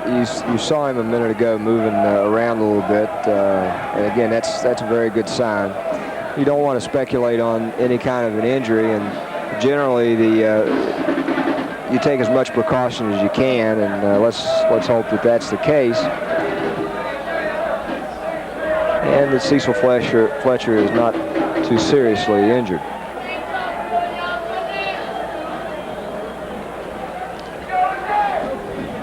Joining us for the first live telecast of a Marshall football game. And don't forget, next week, we hope you'll join us, as we hope you're enjoying this game. We want to remind you you're watching viewer-supported television. Without your help, we can't bring you this special programming, so keep that in mind as you enjoy the rest of the game. And also keep in mind that we'll have the first live telecast from Fairfield Stadium as the Thundering Herd takes on UT Chattanooga at 3:30 next Saturday. And Ron, again, let's welcome our viewers from around the state of West Virginia, particularly the southern portion of the state. This the first opportunity for many folks around the state to see Marshall football. So, welcome to what has been an exciting season so far for Marshall University. 4-2 now on the season, and certainly I think everybody around the state hoping that Marshall on the way to their first winning season in a long, long time. There you see Cecil Fletcher being lifted onto the stretcher. And the Citadel players on the field all looking over there. They're John Segley, some of his teammates, Marty Palazetti, number 92, also number 60, Sam Manos, walking over to offer a little encouragement to Cecil Fletcher. Also, Robert Hill of the Citadel Bulldogs is over there concerned, and the players are giving him a hand. Nice ovation for Cecil Fletcher. Ron, a lot of green as we look across the way into the stands. Appear to be quite a number of persons who followed Marshall down here to Charleston, South Carolina. I know a bus trip was planned, and there are a number of supporters here. So good to see that many folks in attendance. Robert Hill brings them up to the line of scrimmage, the 38-yard line, 1st and 10, 1:15 to play in the second quarter. Hill with his backs behind him. Drops straight back. Good rush. Throw over the middle to Victor Frazier, who was cutting across. Todd Brown making the stop on the Marshall 45, and it's a Citadel first down. 1:07 now. About 18 yards on that reception. From the Herd 45. Hill again, straight back hurriedly. Darrell Johnson gets to him, but he gets the ball away. A nice sliding catch by Fred Johnson. Good coverage by Marshall. Tony Lely, number 48 for Marshall, back in coverage. Also looked like it was Marty Palazetti dropping deep from his defensive end position. There's a timeout on the field now.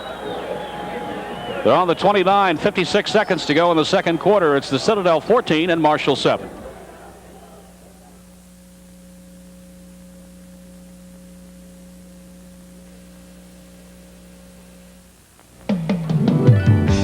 Public television brings you the world in all of its dazzling variety.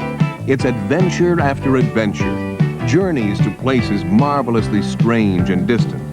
But have you paid your fare? It's only pennies a day, and you get the wonders of the world brought right into your living room. Keep the adventure in public television. Pledge your support now. You'll see it can be a very moving experience. You're watching WPBY TV, Channel 33, Huntington, Charleston, West Virginia. As a viewer-supported station, we need your help to continue to bring you quality programming. To become a member of the Friends of WPBY, send a check for $25 or more to Friends of WPBY, 3rd Avenue, Huntington, West Virginia, 25701. As a Friends member, you'll receive our monthly teleguide, and you'll know you're helping to support quality television programming. All right, Robert Hill dropping back to throw, gets hit as he releases the ball in the end zone. It's caught by Lee Glaze. It's a touchdown. He caught the ball before he went out of bounds. Well, that's a great catch. You saw pretty good coverage by Marshall. Jerome Hazard, number 84, with the coverage, had his hand up in the face of Lee Glaze. That is not a penalty in college. Would have been had it been in the pros, but that's a tremendous catch by Lee Glaze. A good throw by Robert Hill. 29 yards from the line of scrimmage for the touchdown pass. And Greg Davis on to try the extra point. Ron, quickly, some scores from around the country. South Carolina leads Notre Dame 36-32 in the fourth quarter. Davis kick on the way, and it's good. Time out of the field with 49 seconds to go in the second quarter. The score is now the Citadel 21 and Marshall 7.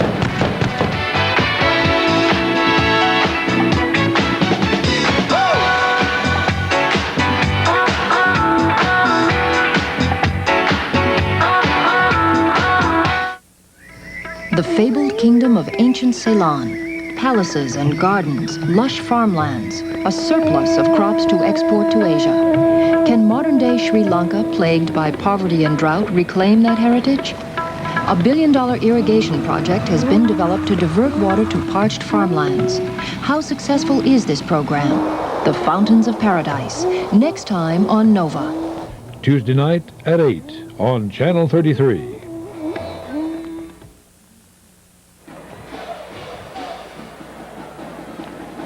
All right, the Citadel Bulldogs scoring again with just 49 seconds remaining. Right, and pass from Hill to Glaze for 29 yards. A couple of more scores. Clemson 47-6 over Duke. That game in the third quarter. East Carolina leads East Tennessee State 14-3 at the half. Georgia 56, Vanderbilt 27 in the third quarter. North Carolina has defeated North Carolina State 28-21. So that game a final. Of course, big game on tap later this afternoon up in Morgantown, West Virginia, as the Mountaineers take on Boston College and Doug Flutie. That ought to be a great game. Sophomore Tim Cook will kick off for the Bulldogs, and he's going to reset the ball. We're going to pace it off again. 49 seconds remaining in the second quarter. Stay with us at halftime. Citadel basketball coach Les Robinson will be on with us. As a kick is coming up to Baxter, he bobbles it, still loose, falls on it at the 10-yard line. So Keith Baxter. That last touchdown for the Citadel. So important. Is now 21-7 there on top. Marshall just 47 seconds. And as we mentioned, Stan Parrish, we felt, would probably be pretty pleased to go in at the half down 14-7, as his Thundering Herd has not played as well as he had hoped and as well as we'd all hoped in the first half. So now down 21-7, unless in the remaining 47 seconds, Marshall can put some points here on the board. From the 10-yard line, Juan Stout is back at center. Handoff to Don Johnson. Slants from left to right, right to left, out near the 15-yard line. Johnson picks up about 5 yards on the slant. Clock runs with 33 seconds in the first half. The draw play by Marshall. I tell you, it's a tough call right now for Marshall. You'd like to go up top and try to get down maybe into field goal position, but remember this, Marshall moving the ball into the wind and run. The last thing that they could afford would be to turn the ball over here deep in their own territory and give the Citadel another opportunity before the half. Might be the last play of the half. Johnson grinds it out for a first down, but time is going to expire unless Marshall takes the time. They stop it with 5 seconds. They'll have to move the sticks.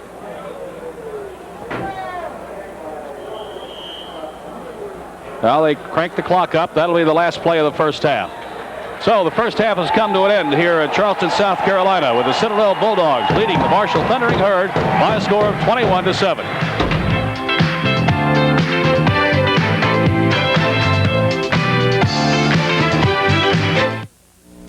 Major funding for Marshall University football on Channel 33 is provided by Ashland Oil Incorporated and their Super America division, providing gasoline and convenience items when you need them.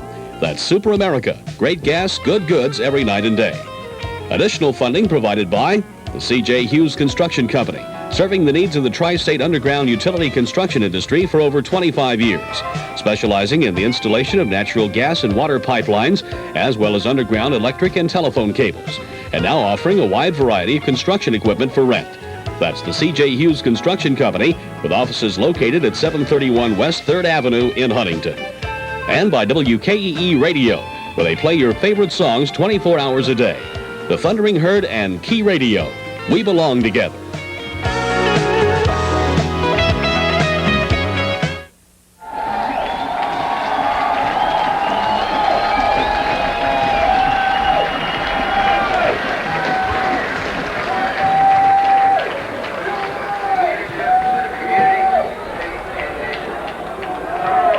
King here.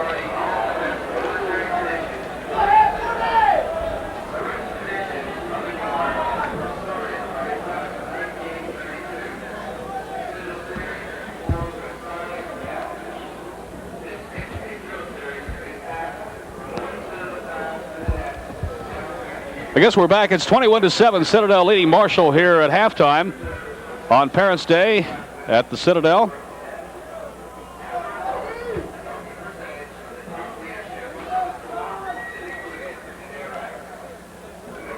As the cadets come out on the field, we're going to go upstairs now as Dan Shoemaker has made his way up on top with Citadel head basketball coach Les Robinson. So let's go upstairs for that interview.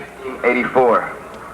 In 1985, Summerall Guard. High top, Jonathan Haygood Stadium. Les Robinson, the head basketball coach at the Citadel. Les, a native, of course, of St. Albans, West Virginia, and I understand the resident expert on football here at the Citadel next to Tom Moore. Les, we've had a great game. I understand you used to play a little football, coached a little football in Florida. What about the game so far? Well, I played very little football, man, and I coached very little. I coached only 2 years of high school football in Florida, but it's a great football game from a spectator standpoint, and really, you know, it was close to being a 7-7 game. We were very fortunate to score that last touchdown, but the incredible thing about it is how long that first half lasts, and so much real estate moved out there on the field. Both teams can move that football. A 14-point lead really doesn't mean that much. Les, really did want to put you on the spot about football. Let's talk a little bit about some of the things that you do know about, or know a lot about, and that's Southern Conference basketball and Citadel basketball in particular. The Southern Conference coming off, I think, one of its best years, culminating last year in Asheville. Marshall, of course, won the Southern Conference Championship. The last year was a great year. It was a great year for Southern Conference basketball, and I think Marshall and UT Chattanooga in particular, those two schools, have sort of set the stage for all the other schools, and a pretty high stage at that. And for the others, the Western Carolinas, Appalachians, Furmans, Citadels, to compete at that level, we all have to improve and get better. And those are two great programs that are right at cracking, you know, the top 40. And the Southern Conference has not been accustomed to that over the last decade or two. And matter of fact, the last time we had teams at the level they're approaching, Chattanooga and Marshall I'm speaking of, was the days of Davidson and West Virginia. And that, you know, that was a long time ago. We were just kids when that was going on. So we're getting some teams with some national prestige now, and I think it's going to help make all the teams a little better, and thus a much better conference. You know, that's a question I wanted to ask you, Les. As Marshall and Chattanooga have improved their programs, and hopefully they can continue to compete at that level, and it certainly looks that that's going to be the case for both of those teams. Excellent coaches, great recruiting years. They've put a lot of a high priority on basketball success at both schools. What's that do for the rest of the conference now? Does it pull everybody else up by their bootstraps, so to speak, or does it create a stratification within the league? Well, I think eventually it'll work down to the other teams of other teams wanting to do the same things. They see, first of all, Marshall and Chattanooga filling their arenas up, and certainly that puts dollars in the athletic budget, which in turn helps all the other sports, helps football, helps baseball, track, soccer, and so on. And I think that's a key factor, and basketball is such an inexpensive sport to do that. And I think that's what the other schools will notice. Plus the conference tournament, the interest, I think we finally, hit the right spot in Asheville, North Carolina, and it'll sell out this year for sure. And the interest, it's the first time since I've been here at the Citadel, and I'm in my 16th season, 11th as head coach, that people around here have talked about Southern Conference tournament basketball.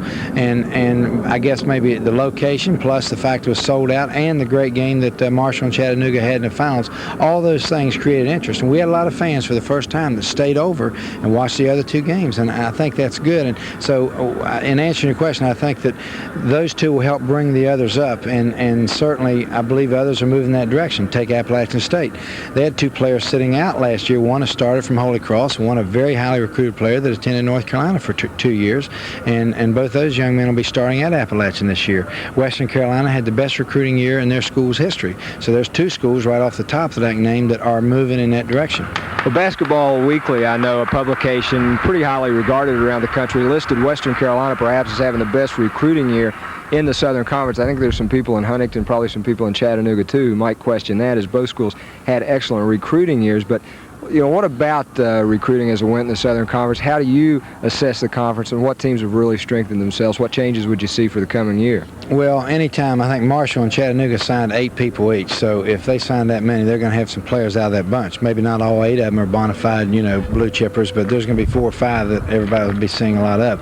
Western Carolina, I'm familiar with some of the people they signed, and they had a very good year. As I mentioned about Appalachian, Furman signed 2 or 3 fine players. They didn't sign the numbers that the others did.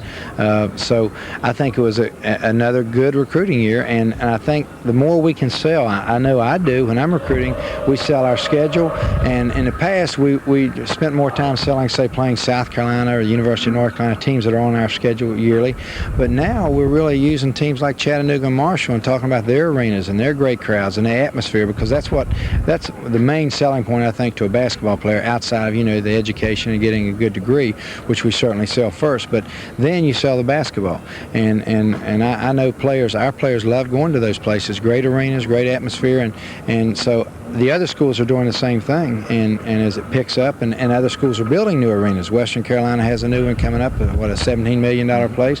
Davidson has broken ground for a new place, and our place will be completely renovated, hopefully in another year and a half, it'll be a first-class place with a seating capacity of about 8,500, which for us is very good. Maybe fans in Huntington and Chattanooga, might not relate to that, but we are in basketball very similar to, say, what through the years Marshall has been like in football. Now this year, Marshall's really coming along in football, and incidentally, to get back to football for just a second, I do want to say how pleased and happy I've been with how well Marshall has done. Marshall's always been close to me in the football part, the struggles they've had through the years. I think we all pull for underdogs, and I've been very happy with their success, and certainly have not pulled for them today, naturally, but I'm very pleased with the team they have out on the field, and this is an outstanding football game. Les, I know you always enjoy going back home, going back to St. Albans, and I'm sure the people in that area, in the Huntington area, appreciate hearing you say that. I know you have kept close to Marshall. I know you are interested in it. One thing that you've omitted, though, is the Citadel basketball program. You had a pretty good recruiting year. I thought you were the surprise team in the Southern Conference a year ago. You had some great games. You truly did. And I think maybe a little better than most of the people, particularly locally, expected out of the Citadel program. Well, last year Street and Smith and most of those magazines picked us around 8th and 9th, tied for last or so on, which is normally the case for us and VMI, basically because we don't turn things around in recruiting years. This year, I noticed Street and Smith came out this week, and they have us picked, I think, 5th, which for us, that's like being picked first, because I think it's the highest we've ever been picked, and we finished higher than that before. Last year, 4th, and a few years ago we finished 2nd or 3rd, but we think we had a good recruiting year. However, the 3 freshmen we signed, being quite honest, I'm not looking for big things from them this year. 169, 168. They were not highly recruited, but I think there'll be young men that really will help us in a couple of years. We did sign, and the other 3rd freshman was 6'6", but one guy that will help us this year is a guy named Craig Bardo that went to Indiana University on basketball scholarship several years ago. Coach Knight signed him, and he left after a year. But he went in the Navy, and we recruited him out of the Navy, and I think he will be a big help to us. She's okay, and that means we've got to wrap this up. Let me ask you one thing, Les. Big renovation programs going around or at the Citadel. I know they're talking in terms of a $2 million renovation of this stadium.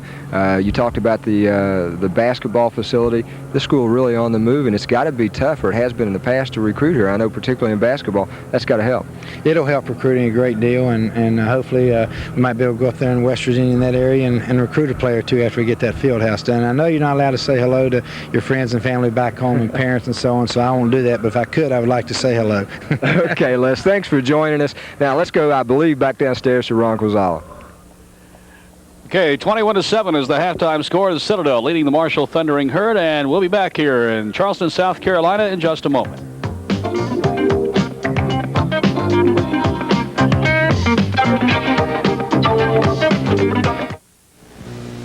Where were you on the night of October 9th? October 9th? I was home, watching TV. Watching what? Masterpiece Theater. You can ask my wife. How about November 16th? I was home, watching great performances. Can I ask your wife? No. She left me in November. I know. She's the one who tipped us off. What? She said all you did was watch public TV. Night after night. I like it. But you never became a member. You let other people pay for the shows you watched. You're a freeloader. And you're gonna pay for it. I meant to send them a check. That's what they all say. Look, let me take care of it right now. Sorry, buddy. I'm an honest cop.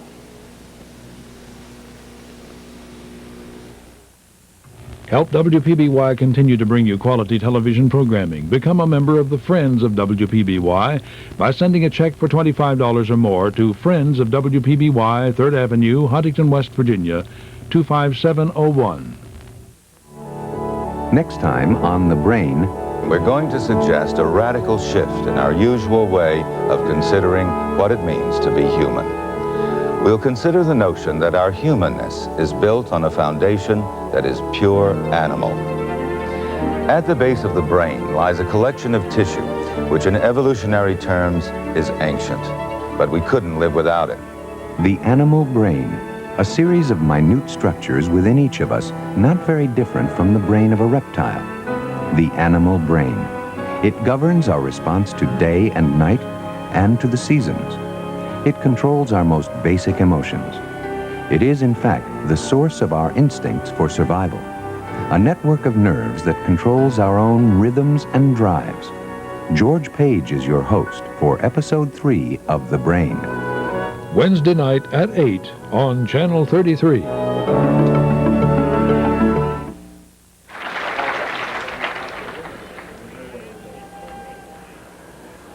Okay, let's check the scoring again in the first half. Marshall struck first. The first time they got their hands on the ball, they took it down, and Carl Fodor took it from 2 yards out into the end zone. Scott Latula provided the extra point, and Marshall took the lead at 7-0 with 12:21 to go in the first quarter. Things looked like they were going Marshall's way. But then the defense of the Citadel Bulldogs went to work, and they have kept Carl Fodor rolling out, and they've kept the receivers covered. They've done an exceptional job this afternoon, I think, and their offense has done a good job, too. Robert Hill has shown his experience at quarterback. With 14:54 to go in the second period, Hill hit Adrian Williams for a touchdown pass in the end zone of 4 or 5 yards. That tied the score up at 7-7. Then with 6:34 to go in the second quarter, an interception by the Citadel Bulldogs as Richard Brock took the ball in from about 27 yards out on the interception, and the extra point made it 14-7. Then with 49 seconds to go in the second quarter, again a touchdown pass from Hill to Lee Glaze, 29 yards. The extra point made it 21-7. So we have the scoring for you there. We'll be back to check some stats in just a moment. From Charleston, South Carolina, it's the Citadel 21 and Marshall 7.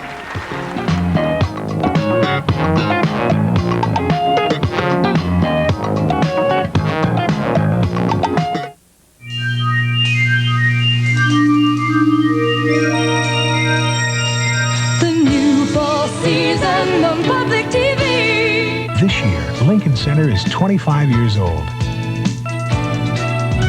Help us celebrate during our 2-hour gala of taped highlights and live encore performances. Watch the Lincoln Center 25th Anniversary Celebration on Great Performances New Night, Friday, October 26th at 9. At Barchester Cathedral, the clergy are no holier than thou. They are pious souls who practice the art of politics religiously. The real adversary is slope. Tune in for the delightful Barchester Chronicles, premiering on Masterpiece Theater, Sunday, October 28th at 9. What if someday someone actually pushes the button?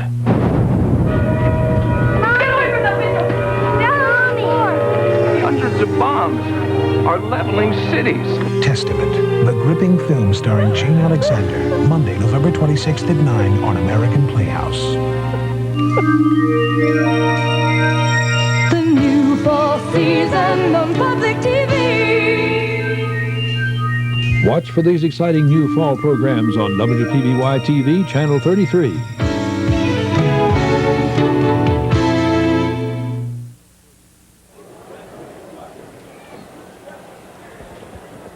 Okay, just a few seconds from the kickoff. How about the stats, Dan? Well, Ron, we've got some unofficial halftime statistics here. First downs, the Citadel leads Marshall 12-11. Both teams have rushed the ball for 17 times. Marshall 88 yards rushing, the Citadel 47. Passing, Marshall 8 of 17 with 2 interceptions. They've both been critical. Citadel 16 of 28 with 2 touchdowns. Passing yardage, Marshall 70 yards. The Citadel has 215 yards there. I'm going to make our producer's hair turn white, Skip Hill. And I'm sorry, Skip, but we've got to correct those. Total offense, Marshall 158 yards. The Citadel has, I believe, 262 yards. The score, the Citadel 21, Marshall 17. So we had a little bit of mix-up on the stats that we sent down to the truck, and I apologize for that. But it's been a good half for the Citadel, Ron. Their defense really came alive after Marshall scored initially, and have shut down Marshall's passing game effectively. They've put pressure on the quarterback. They've had the receivers covered, and of course their offense, as I said, Robert Hill has shown his experience in leading the Bulldogs to 3 scores in the first half. Yeah, I think you might have hit on the key in that the Citadel did a great job, I thought, particularly early in the second quarter, of mixing up their defensive looks, their defensive fronts, coming with the blitz.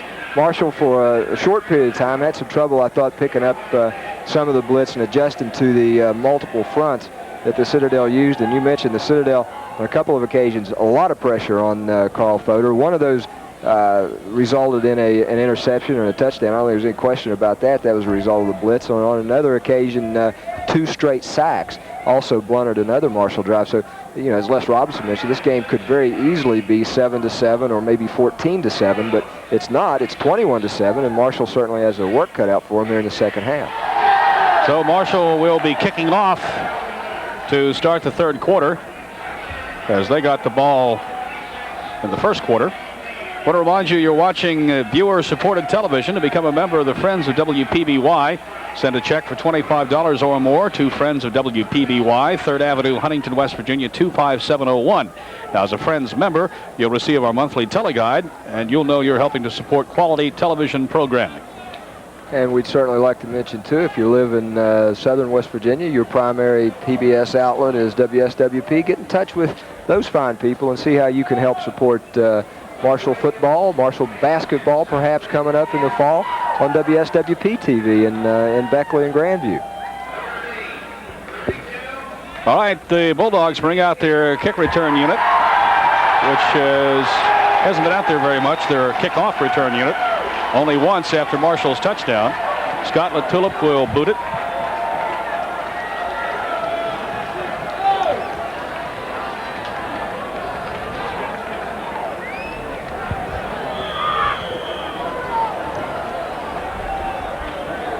Okay, LaTulip kicking off.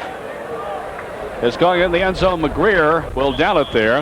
We have not had any word yet on the Marshall player Cecil Fletcher that was hurt, so we're going to check on that for you, and we'll try to have some word on his condition and etc. As soon as we hear anything, we'll let you know. Let's put it that way.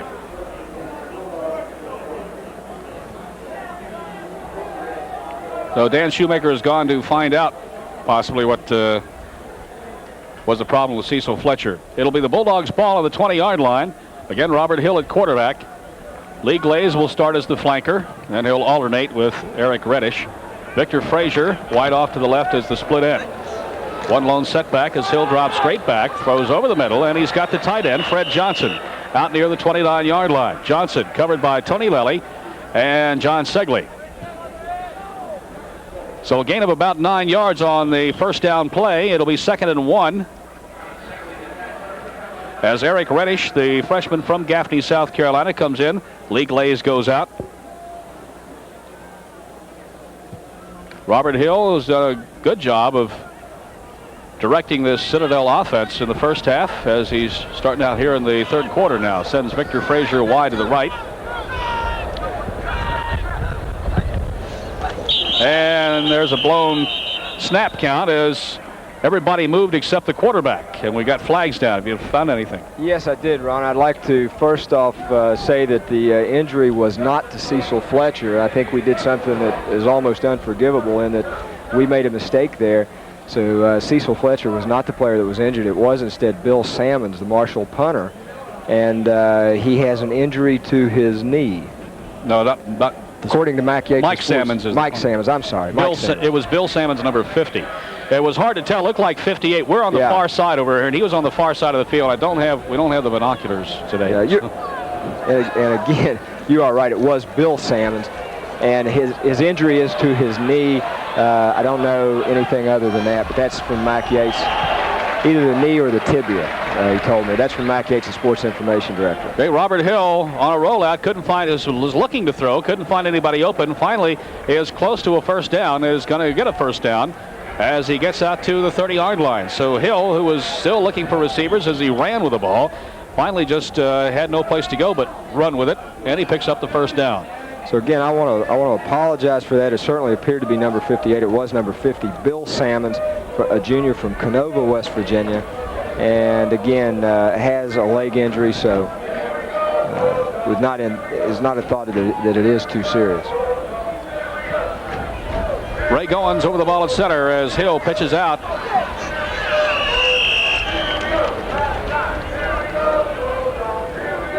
Looked like they set up Victor Frazier in the backfield that time, and Frazier took the toss. So Victor Frazier took the toss and actually got maybe about a half a yard of the play. We'll call it 2nd and 10. Really didn't get anywhere. Now this time he's going to split wide. Morphus, number 80, is also in. Glaze is in as receivers. Adrian Williams is the setback. Hill out to Frazier, and he leads him a little bit too much as Frazier got bumped by number 84, Jerome Hazard, as he made the cut.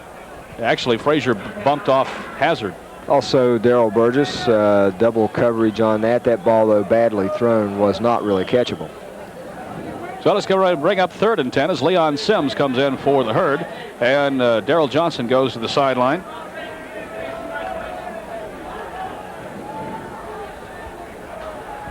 Eric Reddish comes wide right. Frazier's off to the left.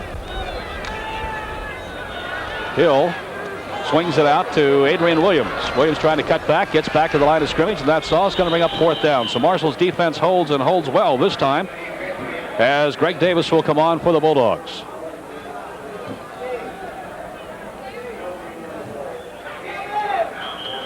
Darrell Burgess and Garfield Lewis will drop back for the Thundering Herd.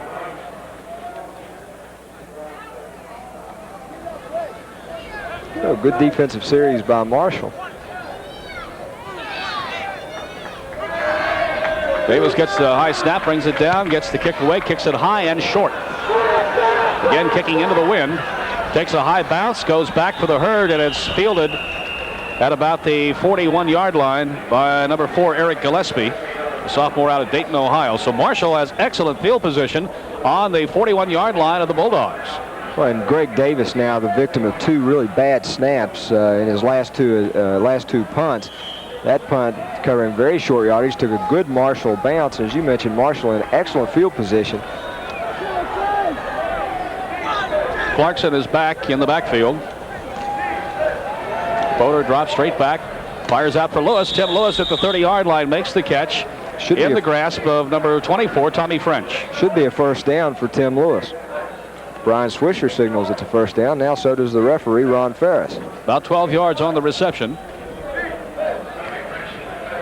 Marshall tried to take advantage of the poor kick and the good defense by the Herd to try to drive in and get some score after they scored the opening moments of the ball game, actually, on a drive. They haven't seen the goal line since. As Fodor gives to Clarkson, it goes outside. Clarkson gets a block, and they missed the block actually far outside, and he got caught. But a good run anyway by Randy Clarkson, and another Marshall first down as he gets inside the 20-yard line. Yeah, it was, and I think Marshall now back to their original game plan, as that's number 44, Randy Clarkson. Good job of sealing down inside by the line. There's Brian Swisher trying to make the block, and still a pretty good move by Randy Clarkson to pick up a couple of more yards. So again, another Marshall first down. On the 17 of the Citadel Bulldogs, Swisher and Highness, the wide receivers. Boder goes to Clarkson again. This time he runs the same play off the left side, and this time the Citadel Bulldogs won't allow it. So they ran it to the right. Now they ran it to the left. One worked, the other didn't, and it was a loss on the play, I think. No, maybe a gain. They're going to give them down to the 16, so we'll call it 2nd and 9. Gain of short yardage. Clarkson getting across the line of scrimmage, then shoved back a little bit. Ron, it would certainly appear that coming into this football game, Coach Parrish, Coach Bowman, the offensive coordinator, wanting to establish a run. Now in the second half, going back to that game plan, and Clarkson has been effective. Here's Fodor throwing, swinging it out, and it's tipped. It was intended by Robert Surratt and number 57, Joel Moslett. I believe 67. Excuse me, George Milton, the defensive end. George Milton, 67, got his hand on it. It's almost a great play by Milton, too, as he tipped that ball up in the air and almost came away with another interception. Pass intended a little swing out to Robert Surratt. Milton, the senior out of Jacksonville, North Carolina, has got to bring up 3rd and 9. It's out on the 16-yard line of the Bulldogs. Tim Lewis wide right. Hines and Swisher off to the left.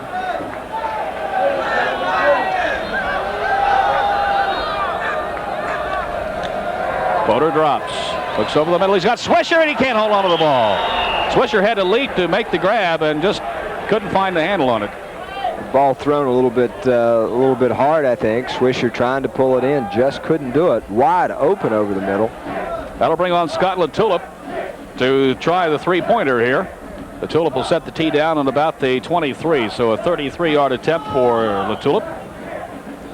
LaTulip, 4 of 9 on the season so far, has missed several field goal attempts, though, in the 50-yard range. Missed from 50, 47, and 49. As you mentioned, this one certainly not quite that long. On the way, and this one is good. Scott LaTulip splits the uprights with 10:17 to go in the third quarter. It's now the Citadel 21 and Marshall 10.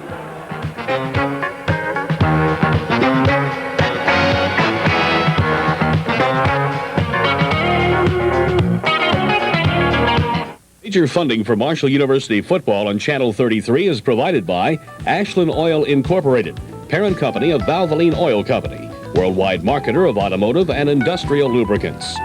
Additional funding provided by the C.J. Hughes Construction Company, serving the needs of the tri-state underground utility construction industry for over 25 years, specializing in the installation of natural gas and water pipelines, as well as underground electric and telephone cables, and now offering a wide variety of construction equipment for rent. That's the C.J. Hughes Construction Company, with offices located at 731 West 3rd Avenue in Huntington. And by the radio station you grew up with, WKEE AM and FM, playing your favorite songs every day. Get up and go heard on WPBY TV from all your friends at Key 100 FM and Stereo 80 AM.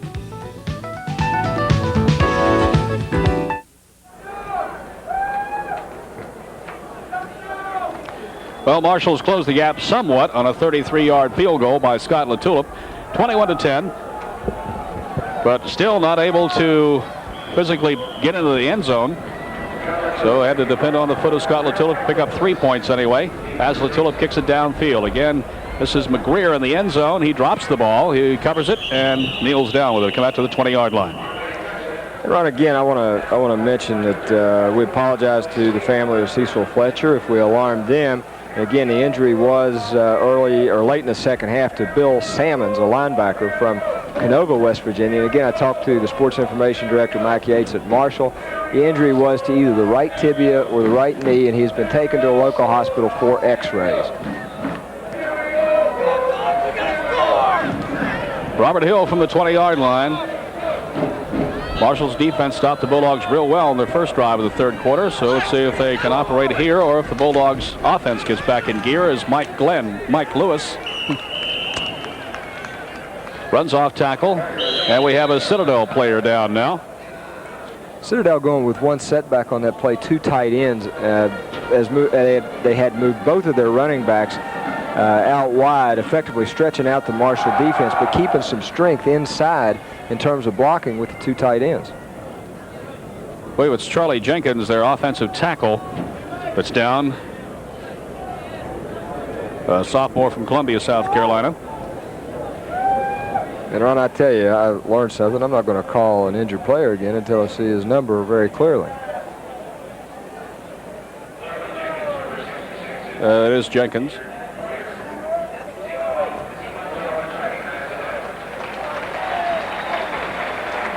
So Jenkins leaves the contest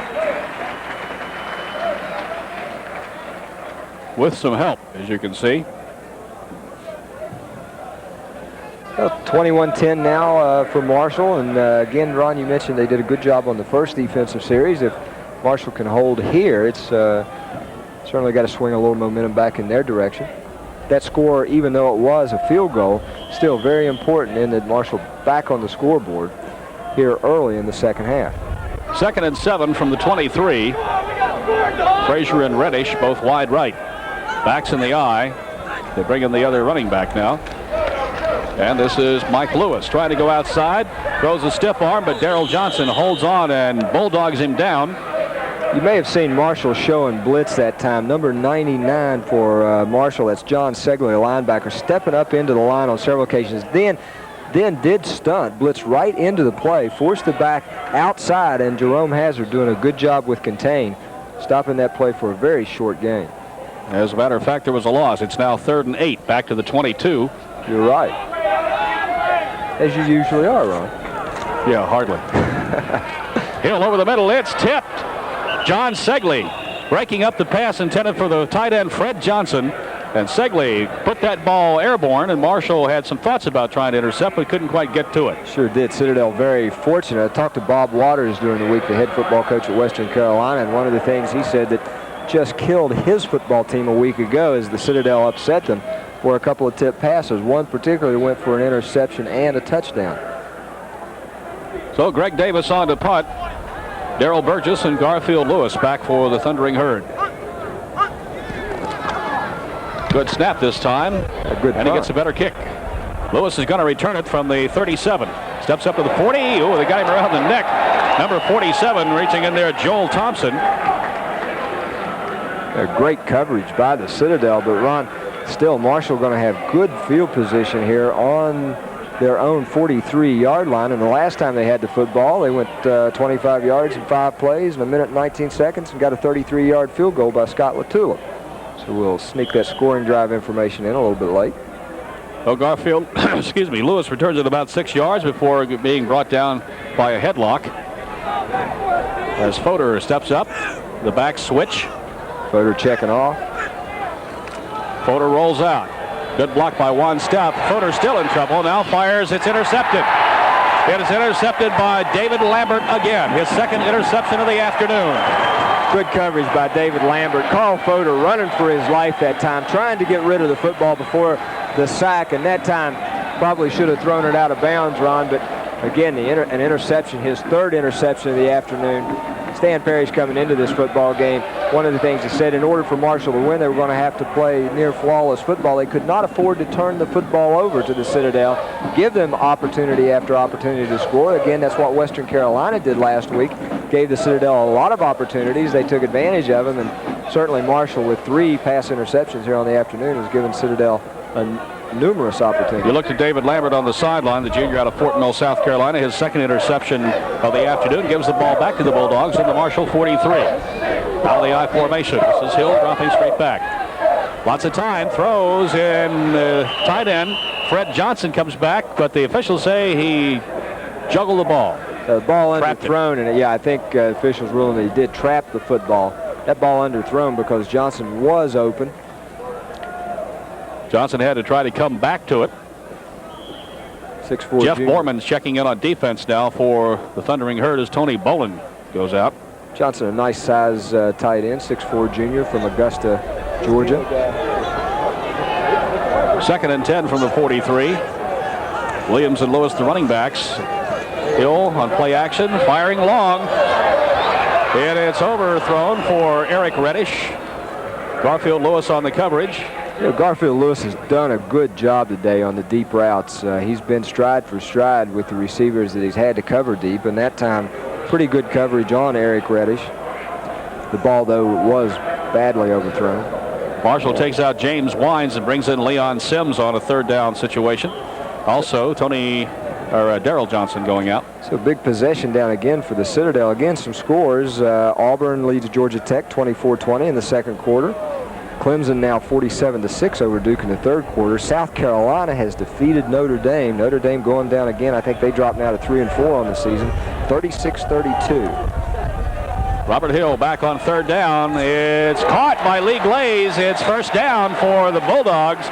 Lee Glaze down near the 31-yard line of the Thundering Herd. Darrell Burgess jumped on him, but not nearly in time, and Glaze picks up the first down. He's getting up limping. Glaze is injured, you're right. Brought a few more scores. Let's take a look at this pass completion first. That's number 54 for Marshall, the middle guard, Sean Finnan. And there's the pass play. Pretty good closure, but just a little bit too late for Marshall, and it's a first down. Big possession play. On the 31, 8:17 to go in the third quarter. Citadel leading 21-10, and they've got the ball. And this is Mike Lewis. Alan Huff had him by the hip, and Lewis drug him for a yard or so because of momentum. Gets across the 30-yard line. They're going to mark it on the 30, so it's a gain of a yard. 2nd and 9. Things not looking good for Jerry Faust at Notre Dame. Well, that's for certain, particularly in light of the article, at least in the Huntington paper, an AP story. Ara Parsegian, I think, a little bit critical of Jerry Faust. John Baker in as a wide receiver now as the ball goes to Mike Lewis. Lewis up the middle. Tony Lelly meets him at the 25-yard line. At a gain of about 5 yards by Lewis, and it'll bring up a 3rd and 4 for Citadel. Citadel doing a nice job controlling the football right now. You mentioned it's going to be a 3rd and about 4. A couple other scores quickly. Ron, Iowa's defeated Michigan 24-0. Miami of Florida over Pittsburgh 27-7 as Pittsburgh continues to struggle. North Carolina 28, North Carolina 21. That game also a final. I think we gave it early. And Georgia pasting Vanderbilt 62-35. On the Marshall 25, 3rd and 4. Wide outs on the right side. Mike Lewis gets the ball. Mike Lewis also gets tackled at the line of scrimmage as Alan Huff again blasts through to get him by the ankle. That'll bring on the field goal team of the Citadel. So Greg Davis comes out now. Should be about a 41, almost 42-yard attempt. We'll mention, though, into the wind, and that breeze has been rather stiff this afternoon and pretty consistent. And he missed a couple with the wind behind him in the first half. One of 55 yards, though. He hit the goal post right on the crossbar. This one is being held up by the wind, and it's causing it to sail off to the left. No good. So, again, Davis does not get the field goal to go through the uprights, and Marshall takes over. And certainly that's an important play from Marshall's standpoint. Citadel now has missed 3 field goal opportunities on the afternoon, and Marshall once again bends and doesn't break, Ron, defensively, and gets another opportunity here now, down 21-10. They're at a point now where they're going to run out of opportunities if they don't start taking advantage of them. Hines and Swisher, wideouts, one on each side of the line. Clarkson and Surratt of the setbacks. From the 25, this is Randy Clarkson. Clarkson about 5 yards off the right side. A nice run by Marshall. You know, Ron, one of the things we haven't mentioned in this football game, but you've got to wonder how much Marshall misses the services of Danny Abercrombie, their leading receiver for most of the season. Of course, not only leading receiver, but leading kickoff returner. That's right. Too. Injured, out for the season, injured in the Western Michigan game a couple of weeks ago. Clarkson gets him 5 yards to the 30-yard line. The junior from Columbus, Ohio. Here's Fodor dropping. Quick pass over the middle. There's Clarkson wide open. Clarkson's got a hole. Clarkson to the 40. Clarkson to the 20. Clarkson is going to get caught, but he comes down short of that. I don't think he got in. He did not make it into the end zone. About the 1-yard line, but 69 yards on that pass and run for Carl Fodor and Randy Clarkson. Boy, nice play. You mentioned just caught from behind was Randy Clarkson. Let's take a look. This is a nice play. Just a slant in to Randy Clarkson out of the backfield was set out that time. And here you see Randy Clarkson, pretty good speed, but gets run down from behind. That's David Lambert who catches him. Lambert's had a great day for the Citadel, that's for sure. Now it's going to be number 27 who catches him as we see it in the replay again. And that's Cedric Lash. But still, Marshall, the ball now on about the 1-yard line. Fodor goes to Surratt, touchdown. Marshall scores again. Robert Surratt with 5:07 to go in the third quarter. A big, big score for the Thundering Herd. They needed to get it across the goal line. In the worst way, So Marshall now right back in this football game, 21-16. and Scott LaTulip will try to cut that lead to just 4 points with this extra point attempt.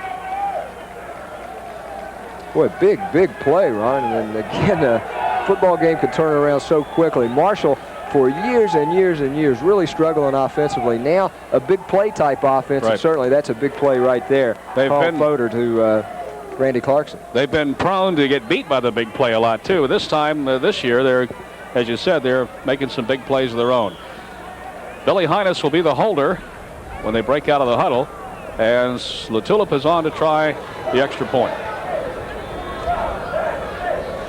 Well, we've got an official timeout here on the field. I'd like to thank again Wayne Manning and Jeff Weeks. Wayne Manning of Manning Insurance and Jeff Weeks of Weeks and Porter Accounting in Huntington for helping us with transportation here this afternoon.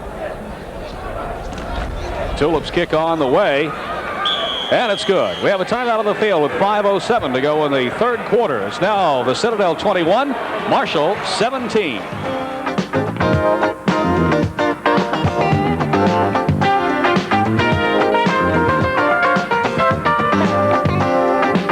Hello, I'm Kathleen Pavelko. On the next edition of Statewide, we'll preview 2 of the 4 congressional races on the November ballot. In the first report, we'll look at the race between 1st District Congressman Alan Mollahan, a Democrat, and his Republican challenger Jim Altmaier. Then we'll turn to the 4th District race between Representative Nick Joe Rahal, a Democrat, and his Republican opponent Jess Shumate. We'll also continue our series on education in West Virginia. That's next time on Statewide at our new time of 10 p.m. on Tuesdays.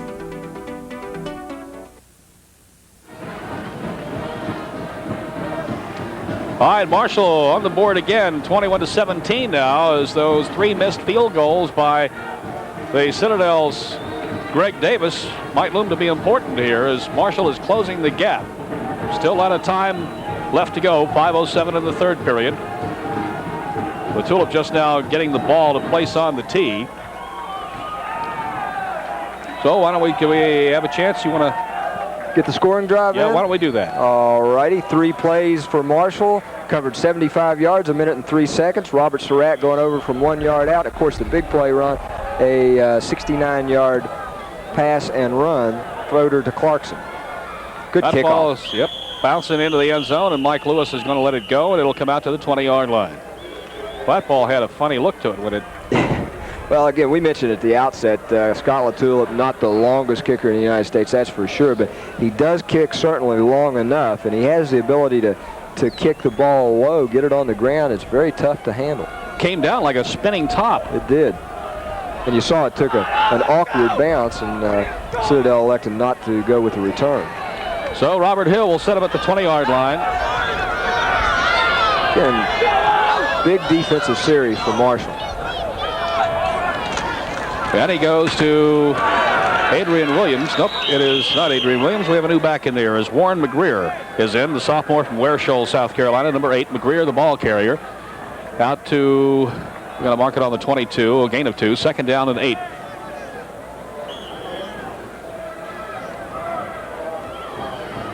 Marshall getting Leon Sims in on defense, and Darrell Johnson going to the sideline.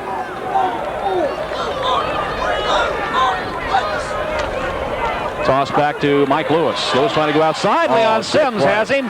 Good containment by Leon Sims. He blasted through to make the stop on the ball carrier, Mike Lewis. Yes, it was. Good job. Good hard corner by Leon Sims, number 34. You'll see him come up from his defensive halfback position. Plays good contain right here. You see right there, having to flatten the run out is Mike Lewis, and Leon Sims with the big tackle. That play not designed, obviously, to go that wide, so Leon Sims with a very good play. Tony Lely helping out on the tackle. It is 3rd down. It's still picked up a little yardage, so it's 3rd about 7. Hill gets it. It's caught by McGreer, spins off. But Jerome Hazard brings him down short of the 1st down. And you just mentioned the critical thing, Ron. Nice move by the receiver. Well, he got a great spot, I'll tell you. Very close to the 1st down. Now, there is no reason to measure this. The ball was placed on the 20-yard line. All right, the officials here are not going to measure. I don't know why they were even looking across, Ron, because that ball was placed on the 20-yard line, which means it has to get to the 30-yard line and touch the 30-yard line. If they spot it there, it's a first down. If they don't, it's not a first down. Right. All right, so Davis is on to punt. Back goes Lewis and Burgess. 3:46 remaining in the third quarter. Marshall about to get their hands back on the football again. And again, the wind in the face of the kicker. Low snap. Gets a high kick, but it's going to be a short one. Fair catch by Lewis. Takes it on the 46-yard line. Again, Marshall with excellent field position to start a drive. Again, not a very good snap by the Citadel long snapper. Carl Fodor on the afternoon run, 10 of 24. He's thrown 3 interceptions, however. He has now 150 yards passing. 80, of course, now in the second half, aided by that 69-yard pass play again to Randy Clarkson. Fodor slowly but surely rewriting the passing record books, not only for Marshall, but in the Southern Conference. Fodor rolls, looks for Swisher. He's got him. Swisher drops the ball. Bryan was wide open on the Marshall 46, and he just flat dropped it. Yeah, Brian Swisher's had a tough afternoon. The last couple of passes that have been intended for him, 2 of them he has dropped, and 1 was intercepted. But Brian Swisher, an excellent receiver for Marshall. Ron, you've got to drop a few, and unfortunately for Brian, they've come in situations where the one, of course, may have gone for a touchdown. Nelson Hutchings now in as one of the wide receivers, number 83, freshman out of Cincinnati, Ohio. They're very high on Nelson Hutchings. There's a handoff and a draw play to Randy Clarkson. Clarkson across midfield, a flag on the play. I tell you, that could be thrown on the umpire. He gave Marshall a nice bit of interference right there, but obviously it wasn't. Let's take a look. Holding against Marshall. And I believe from where it was number 76, Steve Stoll, that was doing the holding.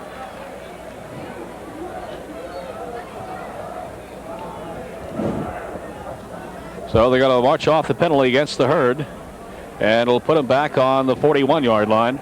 Not as bad as it could have been, coming off of a pretty nice game by Randy Clarkson, but the penalty going to be walked off from the point of infraction. So Marshall, in terms of the line of scrimmage, only loses about 6 or 7 yards. I'd like to thank Rick Redicliffe, former Marshall high jumper, Ron, now a graduate assistant track coach here at the Citadel, who's helping us out with statistics this afternoon. And done a good job. Here's a draw to Surratt. Surratt breaks away, but Surratt finally ridden down by Stanford Glenn out around the 40-yard line. Surratt made a good show of it running laterally, but not able to get forward too much. So back to the original line of scrimmage, and it'll be 3rd and 15. He did, you're right. That was a pretty good run by Robert Surratt in that Citadel in a blitz situation. Surratt first hit deep in the backfield, actually picked up about a yard on the play, so pretty good run on what could have been a big loss. Nelson Hutchings back in. He's going wide left along with Brian Swisher. Tim Lewis is split to the right side. Back split behind Fodor on 3rd and 15 on the Marshall 41. Fodor is checking off at the line of scrimmage. He switches the backs. Citadel. Brings the end in tight. Fodor going for the home run to Swisher. He's got it open. He couldn't quite get it. Oh, he let Swisher. Swisher dove for the ball. Had him wide open. Not able to connect. Great call. Great call, though, by Brian Swisher. Checked it off. Citadel doing a lot of movement up front, trying to disguise their coverages, trying to disguise their blitzes. Carl Fodor read it exceptionally well, called the right play, just overthrowing Brian Swisher there. Mike Salmon's on to punt. We have John Stevens and Cedric Lash back for the Bulldogs. 2:10 to go in the third quarter. We're on a game of inches. A couple of inches there certainly would have turned this contest around. And I think the center may be asking for a new football. Might be. The umpire stepped in to stop play. They're on the and left. They are getting a new one. The left guard right now for Marshall is number 58, Cecil Fletcher. And the punter, the other guy that I had getting injured, I tell you, what an afternoon I've had is, of course, Mike Salmons. Salmons, good. Spyro, the wind behind it. Here's Mike Lewis going to let it roll, or Lash, rather. It's going to go into the end zone and come out to the 20-yard line. Cedric Lash let it bounce, and it took for the Citadel a good roll into the end zone. Yeah, Citadel very fortunate. Cedric Lash very fortunate. That ball almost hit him. So the Bulldogs will have it again back in the 20-yard line. They lead 21-17 with 2 minutes to go here in the third quarter. There you saw Cedric Lash, number 27, going off. So we'll come back to the field. Victor Frazier going wide right. Lee Glaze off to the left, and Fred Johnson tight left for the Bulldogs. Mike Lewis takes the pass over the middle, out to the 26-yard line from Robert Hill, as Tony Lely in there on the stop with the hurt, along with John Segley. Going to mark it actually on the 27, so actually a gain of 7 on the play. It'll be 2nd and 3 coming up with the Citadel. Citadel's had some success today with that particular play. Just a quick pass over the middle in front of the linebacker drop. It's been a nice play for him on first down. Again, as you mentioned, picks up 7 yards. Eric Reddish in now as one of the wideouts. Marshall going to blitz. Toss. Warren McGreer off the right side. Stopped by Lely and covered by Palizzetti. Also Garfield Lewis coming up strong. Citadel again calling a play away from the blitz. Marshall hasn't been too fortunate this afternoon in terms of being able to blitz into the play. It's often a guess situation. You win some, you lose some, but the rest of the defense that time doing a good job. On the 39, 3rd down and 1. And a dive by the quarterback, a keeper on a sneak, and he tries to get the first down, and we'll have to just wait till they unpile. Again, if he crosses the 30 here, he does. There's the indication. First down. Ron Ferris says 1st and 10. And you see the ball just across the 30-yard line there. Nice shot. Chuck Minsker on the sidelines. So senior Robert Hill out of Lawrenceville, Georgia, picks up the first down by calling his own number. On the 30s, Eric Reddish brings in the next play from the sideline. Clock running with 32 seconds. There's a look at the scoreboard here at Hugh Harris Field. Frazier and Reddish, the wideouts.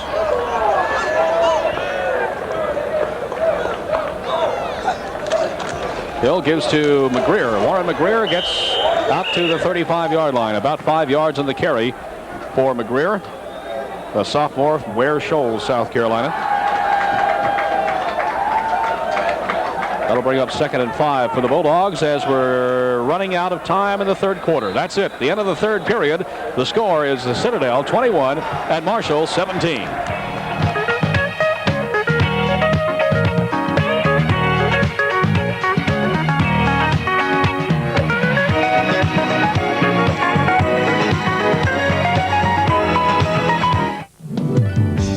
Public television brings you the world in all of its dazzling variety. It's adventure after adventure, journeys to places marvelously strange and distant. But have you paid your fare? It's only pennies a day, and you get the wonders of the world brought right into your living room. Keep the adventure in public television.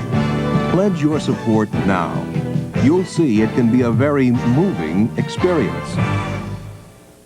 Help WPBY continue to bring you quality television programming. Become a member of the Friends of WPBY by sending a check for $25 or more to Friends of WPBY, 3rd Avenue, Huntington, West Virginia, 25701.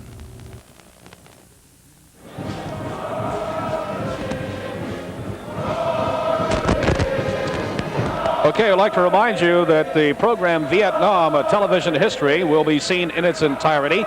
So stay tuned for that. Also, we'd like to welcome our corporate underwriting family, three new ones for today. Danco Incorporated, the Old National Bank of Huntington, of course, one of our old standbys, Geno's. So welcome back to the corporation underwriting family, corporate underwriting family. He stumbles through it. Been that kind of afternoon, Ron. Yeah. 21-17, we start the fourth quarter. This is Mike Lewis. Lewis across the 40-yard line out to the 41 and just kept those legs pumping and driving. Darrell Burgess and Garfield Lewis, I believe, on the tackle, along with Todd Brown it was. And you see that is a first down for the Citadel on the first play of the fourth quarter. Let's remember now, Citadel will have the wind at their back in the fourth quarter. That certainly could prove to be an advantage, as we've seen Greg Davis capable from as much as 55 yards out with that wind behind him. Marshall, of course, would have the wind in their face. John Baker in as a wide receiver. Play action. This is for Reddish. Reddish has it knocked away. Good coverage again by Garfield Lewis. Well, I've mentioned it all day. You know, you teach a defensive back, Ron, not to look for the football until he sees the receiver look for it. And you could see that time Garfield Lewis looking at the eyes of the intended receiver. When he looked for the football, Lewis looked for it, saw it just in time, and able to knock it away. That's a great play by Garfield Lewis. 2nd and 10 on the 41. Again, he's had pretty good deep coverage all afternoon. Certainly has. Marshall trying to contain the Bulldogs here and get the ball back. Let's don't forget that the wind will be in the face of the Thundering Herd here in the 4th quarter as it's still blowing in that direction. Robert Hill back to throw, throws over the middle of Mike Lewis. Lewis has got some room to roam. Lewis gets the first down across midfield into Marshall territory before Tony Lally, Leon Sims, and a couple others brought him down to the 45-yard line. And a big first down for the Bulldogs. It is, in fact, a big first down for the Bulldogs. We'll take a look at it again. Robert Hill, your quarterback for the Citadel. He throws to number 21, Mike Lewis, cutting across the middle, takes it back against the flow a little bit and picks up good yardage, enough for the first down. Frazier and Reddish, the wide receivers, as Hill drops back. Fires over the middle, and Mike Lewis made a good catch, and he was murdered by John Segley. Pretty good rush, too, by Marshall's number 86. Again, the defensive end, Darrell Johnson, got up a little bit slow. He's put good pressure on the Citadel quarterback all afternoon. He's replaced now in the Marshall lineup by Cecil Fletcher. Marty Palizzetti also going out.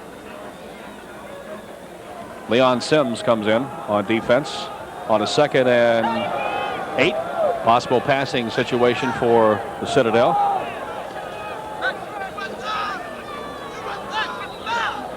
Long count.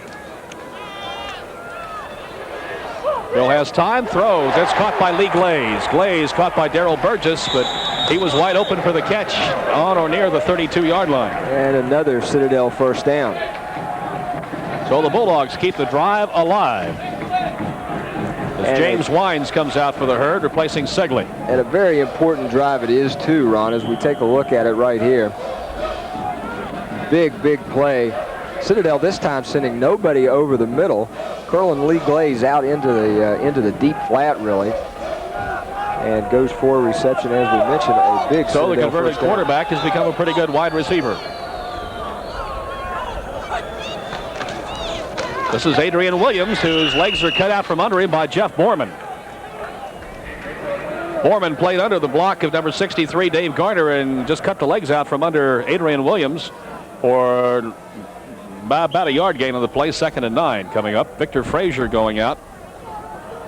Yeah, nice play. Again, Marshall has played pretty well defensively here this afternoon. The Citadel picking up some yardage, but again, you've got to attribute some of those 21 points, Ron, to offensive turnovers, and of course, one interception going for a touchdown.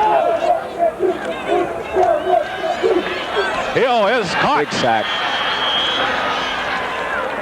Marty Palizzetti. Marty Palizzetti also. Jerome Hazard. On a safety blitz. We'll take a look at it again. This is a big play for Marshall. The 2nd and 8, now going to be 2nd and very long. That's number 92, Marty Palizzetti, does a good job right there fighting off the block. And there he is with the big sack. A little bit of an aid from Jerome Hazard, number 84, as you mentioned. Hazard helped make the sandwich, and it dropped him down to the 49-yard line of the Herd, so it's a loss in the play.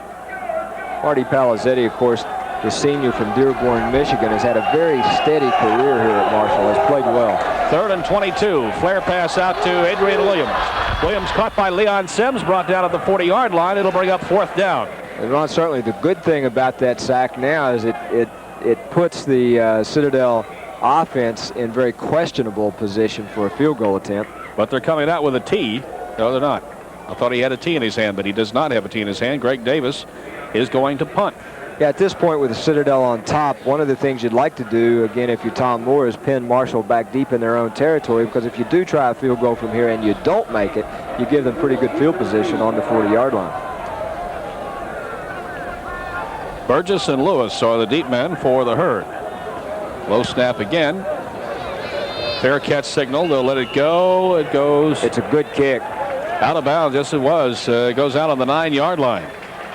Evidently, Burgess thought the ball was going to go into the end zone. Well, from the angle we had, one of the things you do as a punt receiver is if the ball goes inside the 10-yard line, you signal for a fair catch, hoping that the defense will slow down a little bit and give the ball a chance to roll into the end zone. But that ball going out of bounds was tough to tell from our angle, but right about the 10-yard line. Yeah, they're marking it just about on the 10.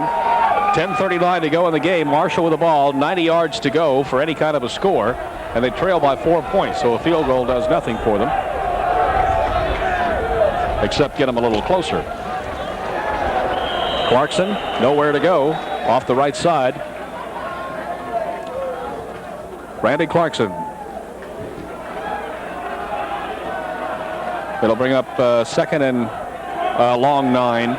Tough situation for Marshall. Obviously, you'd like to throw the football. It's the thing that Marshall has done so well this year, and Carl Fodor in particular. But it's tough when you're on your own 10-yard line to come out throwing the football. They'd like to establish a little bit of a running game here, punch the ball out, and get into a situation where they can throw. Surratt, the ball carrier. Robert still on his feet. Tough to bring down. Gets out a couple of yards further. Juan Stout getting knocked down on that play. Good to see Juan back in the ball game, of course. Surratt coming with an isolation play out of the I formation. A couple of defensive backs coming in, Brian Graves and Billy Morgan for the Bulldogs. Replacing some linebackers. That'll be third and a long 6 or a short 7, depending on how you want to look at it. Heinous and Swisher wide right. Tim Lewis wide left. This is Randy Clarkson looking for room. Clarkson trying to get outside. Clarkson still on his feet, brought down near the 17 or 18-yard line, but it's got to bring up 4th down and a couple for the Thundering Herd. The Citadel again had gone to a 3-man front with an extra defensive back. Marshall electing to run. Randy Clarkson very close really to having enough room to pick up the first down, but does come up short. And Marshall will have to punt. Mike Salmons on the field again, as the cadets down below us throwing cups at each other. Citadel should get the ball back in pretty good field position. John Stevens, Cedric Lash are the deep men. Only at about their own 45-yard line. Salmons kicking into the wind. Good punt. It hangs up there. It'll be picked off by Lash. Cedric Lash getting banged around a little bit down near the 46-yard line. As you mentioned, the ball at about the 46-yard line. That's the Marshall 46-yard line. So excellent field position for the Citadel as they begin a drive with 8:30 left in the football game. Warren McGreer comes back out as a running back. We also have Ray Campbell, number 7 in, a junior from St. Mary's, Georgia. A lot of pressure now being placed on the Marshall defensive football team. So McGreer and Campbell, the setbacks. From the Marshall 46, Robert Hill dropping back, quick pass over the middle, in and out of the hands of, that was Campbell, the new man in the lineup. Again, pretty good pressure on Robert Hill by Daryl Johnson, again a defensive end for Marshall. Daryl Johnson's been impressive over the last couple of ball games. You really notice his number more and more on plays. Yeah, I think he has. He, along with Tony Boland, I think in particular also Sean Finnan, who has played exceptionally well, I think really beefed up the Marshall defensive front. Here's Hill rolling left, firing from Victor Frazier. He's got him for a first down inside the Marshall 30-yard line. Jerome Hazard and Tony Lully making the stop. They're going to mark it at the 29. It'll be 1st and 10 for the Citadel Bulldogs. 8:19 to go in the ball game. Marshall trailing by 4, but the Citadel is driving again, this time to the 29. Frazier and Lee Glaze go wide out to the right. The backs stack in the eye. Greer, the fullback. This is the handoff to Campbell, the tailback. Campbell gets back to the line of scrimmage. Palizzetti and Daryl Johnson making the stop for the Herd.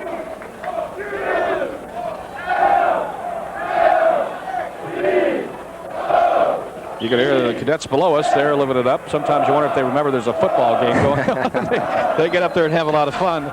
Very typical, really, of military schools. The cadets all come to the game, sit together, and they have a great time on a Saturday afternoon. Maybe they have a contest, see who can catch the most cups. Here's a second down play. From the Marshall 29, Robert Hill straight back. Throwing out in the flat. He's got Eric Reddish, number 81, the freshman, at the 19-yard line, and that should be enough for another first down for the Bulldogs. You've got to be impressed with the Citadel pass offense. Robert Hill's going to come over. The officials are taking a look. They're going to call for the sticks. So they'll be brought clear across the sideline. There you see the quarterback, Robert Hill. Ron Ferris of the white hat is the referee. And there's the ball. Where's the beef? Going to be very close. You got a good look at it right there.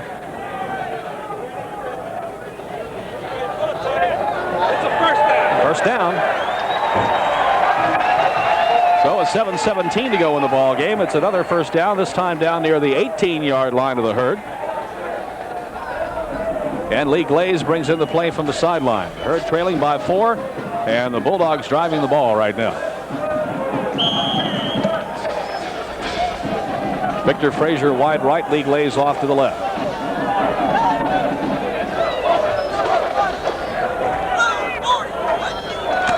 Hill pitches back to Ray Campbell. Campbell cutting along the sideline, gets dumped back around the line of scrimmage, maybe even a loss. We'll see where they mark it. They're going to mark it on about the line of scrimmage. We'll call it 2nd and 10. You have to be pretty impressed, Ron, with the job Marshall has done defensively against the rush all afternoon against the Citadel. But Robert Hill, a good afternoon so far, 26 of 43 for 224 yards so far. So the passing game of the Citadel has been the story thus far in terms of the Citadel offense. Reddish wide right, Frazier off to the left. 6:27 remaining, and Robert Hill wants a timeout. So we have a timeout with 6:26 to go in the ball game. The Citadel leading 21-17.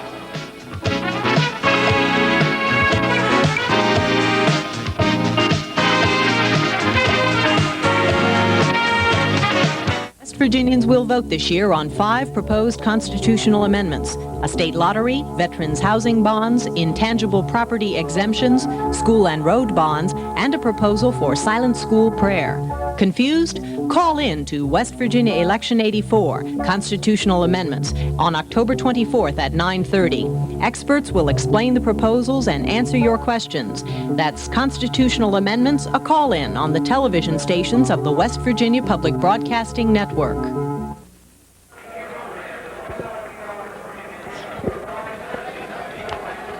So Robert Hill saw something he didn't like, called timeout to talk it over with the Brain Trust over along the sideline, Coach Tom Moore and his staff. And they have Wendell Davis, Will Holhauser, Don Johnson, a fellow whose name might be familiar, Steve Loney, who was been the head coach at Morehead State until this past season. Now the offensive line coach here. Bubba May and Danny Smith, the other coaches here, along with Byron Reams and Jeff Fella. Well, one of the cadets down here must have 200 of those plastic cups. They're forming a C on him, aren't they? Oh, my. They're having some fun. And they should right now. Citadel on top, driving again. Hill back to throw, looking long, firing, wide open. Eric Reddish for the touchdown. Boy, he was totally wide open in the end zone. Yeah, Darrell Burgess had fallen down, had slipped. Eric Reddish wide open, as you mentioned. Darrell Burgess in pretty good coverage, but there was a little contact between he and Reddish able to get open as Darrell Burgess slipped, setting up that touchdown. Let's take a look at it, see if we can pick it up. Burgess slips fairly early in the route, and I think you're going to see Eric Reddish is just wide open in the end zone. Again, not a defensive mistake as much as just a little physical problem. Darrell Burgess slipping and leads to a touchdown.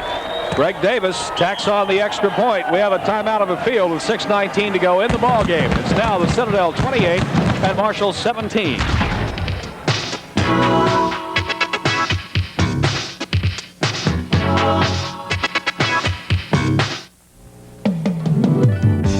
Public television brings you the world in all of its dazzling variety.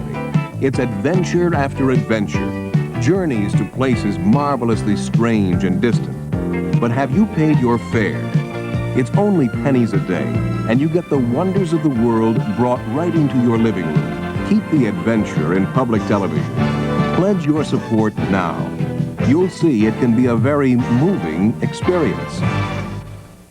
Help WPBY continue to bring you quality television programming. Become a member of the Friends of WPBY by sending a check for $25 or more to Friends of WPBY, 3rd Avenue, Huntington, West Virginia, 25701.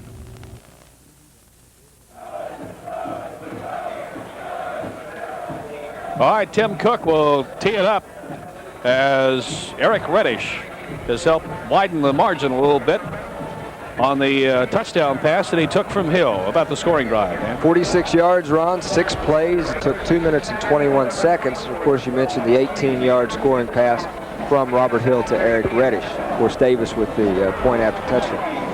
Marshall now needs to get that ball and come down and score something. Even if they lose the ball game, I think they need, for some peace of mind and some confidence maybe, to be able to come down and get on the board again.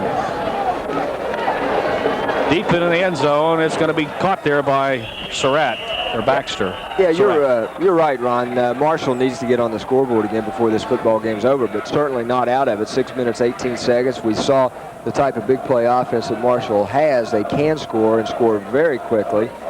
Also, you remember a few moments ago, Brian Swisher open on a would-be bomb that just missed. So Marshall still has an opportunity in this football game. It would take now, though, 2 touchdowns.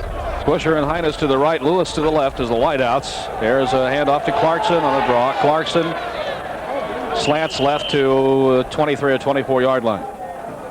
I mentioned it would take 2 touchdowns. Of course, if Marshall were to get a touchdown, a 2-point conversion would be 8, and then a field goal would be 11. That would tie. But obviously, you'd like to think in terms of winning the football game, and that would take 2 touches. Nelson Hutchings brings the play in from the sideline, replacing Billy Hines.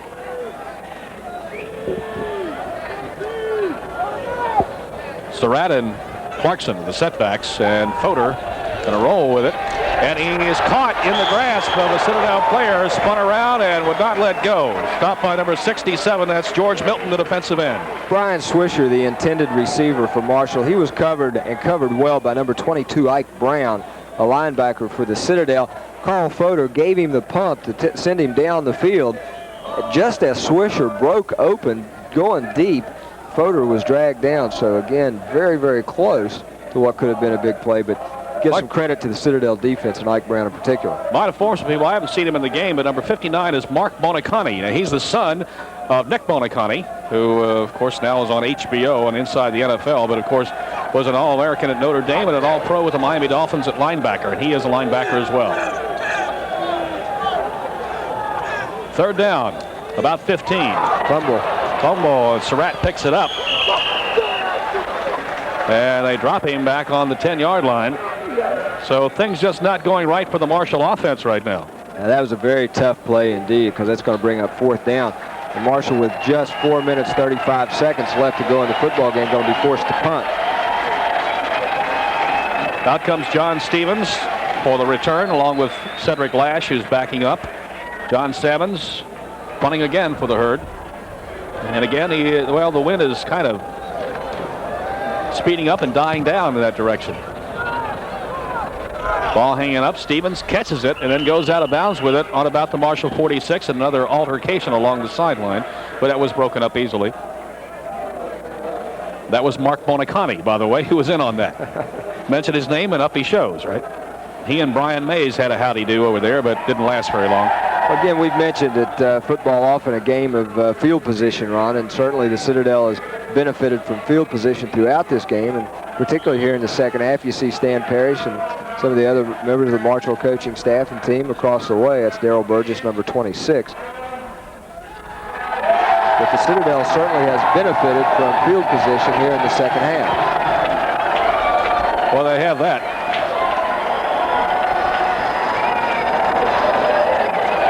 Here's Robert Hill. Going to run it himself as his receivers were covered, and I think it was Darrell Johnson who might have reached up and got him enough to trip him up. They've got their starting backs back in there again, Adrian Williams and Mike Lewis. loss on the play. It'll be second down and long 10, short 11.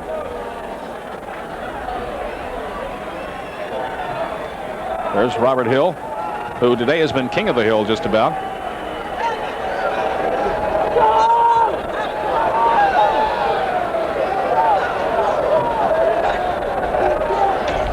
Quick handoff to Adrian Williams, the fullback, who is dumped at about the line of scrimmage. John Segley in on the stop, along with, again, Darrell Johnson.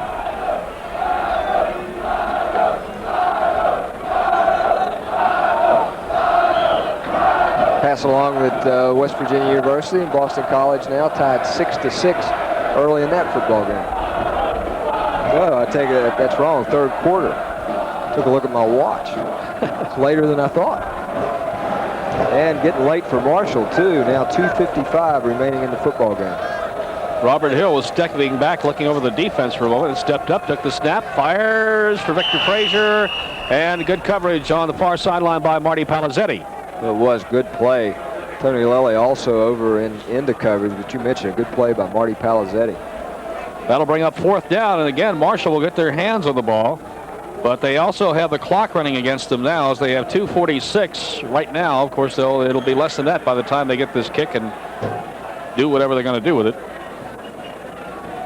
Well, again, and barring an outstanding return, Marshall again will not have a very good field position in which to start this drive.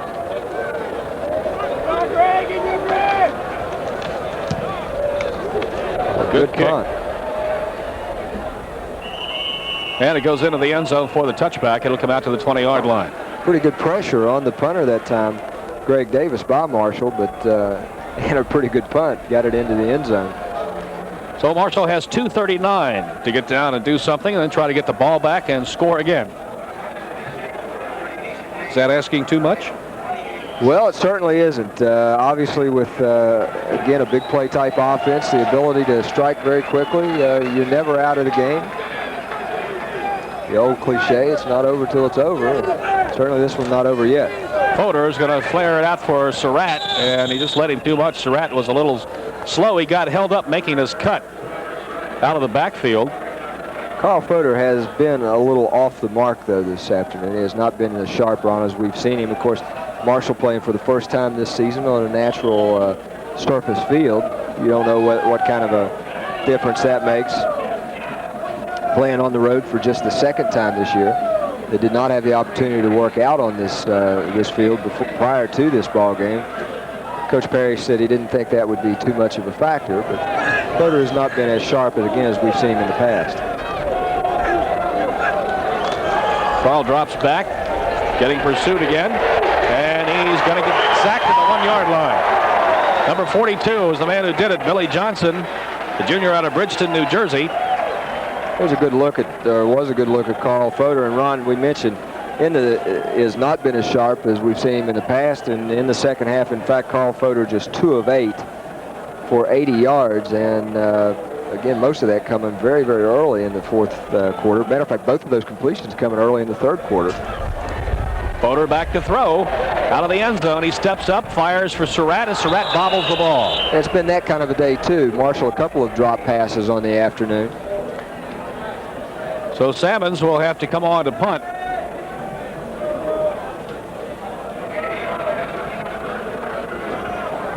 And is sending out a whole new unit.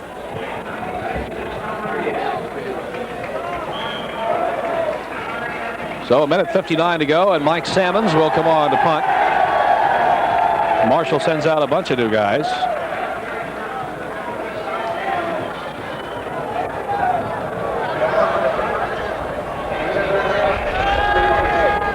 Flash and Stevens back to receive this kick. Salmons gets it out. Good high kick into the wind. That's Stevens at the 45 of Marshall, or the 40. Stevens 35, down near the 32-yard line before he's wrestled down. So John Stevens with a good return for the sophomore from Charleston, South Carolina. And again, excellent field position for the Bulldogs. With 1:48 to go, and they have the football and the lead, 28-17.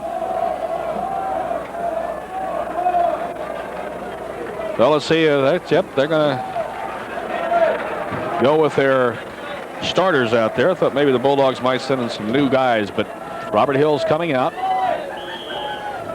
on the field at quarterback. There's Coach Stan Parrish along the sideline. I'm sure he's frustrated about this afternoon's happenings. Frazier and Glaze going wide left. One lone setback.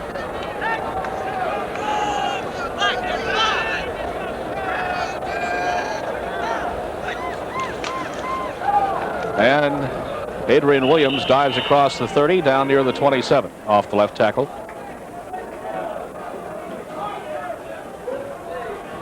And the clock continues to run down to a minute 34. Eric Reddish comes out with a play from the sideline for the Bulldogs. Gain of about 5 on the play down near the 27. It'll be 2nd and 5.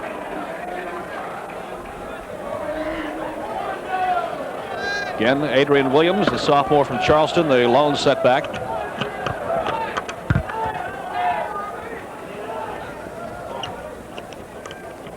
Here's Williams off the left side, and Jerome Hazard, number 84, hops on his back, along with Borman underneath to make the stop with 59 seconds. Clock stopped a minute while they unpile. And now we have a timeout called by Marshall with 59 seconds. Timeout with Citadel leading Marshall 28-17. 59 seconds to go in the ball game. Dan Shoemaker on his way down to the field. Try to get some words with the coaches or coach or whatever after the ball game. Mike Lewis coming out into the backfield for the Bulldogs as we get set for a 3rd down play. 3rd and about 4. Marshall took the time to try to stop the clock. They, of course, to stop the clock. They didn't just try, they did it. 59 seconds. So it just has not been the Thundering Herd's day, but let's give credit where credit's due. The Citadel Bulldogs have been up for this occasion. Their defense has pretty well cut down the passing attack that Marshall has been vaunted for coming into this ball game, and the passing attack for the Bulldogs has been pretty good this afternoon. Robert Hill doing a great job. Of course, along with his receivers. Again, don't forget that next Saturday we'll have a live broadcast of the Marshall UT Chattanooga game. This time live from Fairfield Stadium. All the action starts at 3:30. So plan to tune in next Saturday right here on Channel 33 at 3:30 for the Marshall UT game live. Here's Hill firing complete to Adrian Williams along the sideline. Jerome Hazard hit him and hit him hard, along with John Segley, and Hazard's getting up slowly.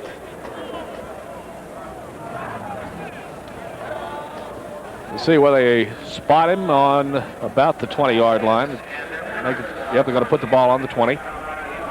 It's another 1st down for the Bulldogs. And we have 52 seconds. Clock stop while they move the chains.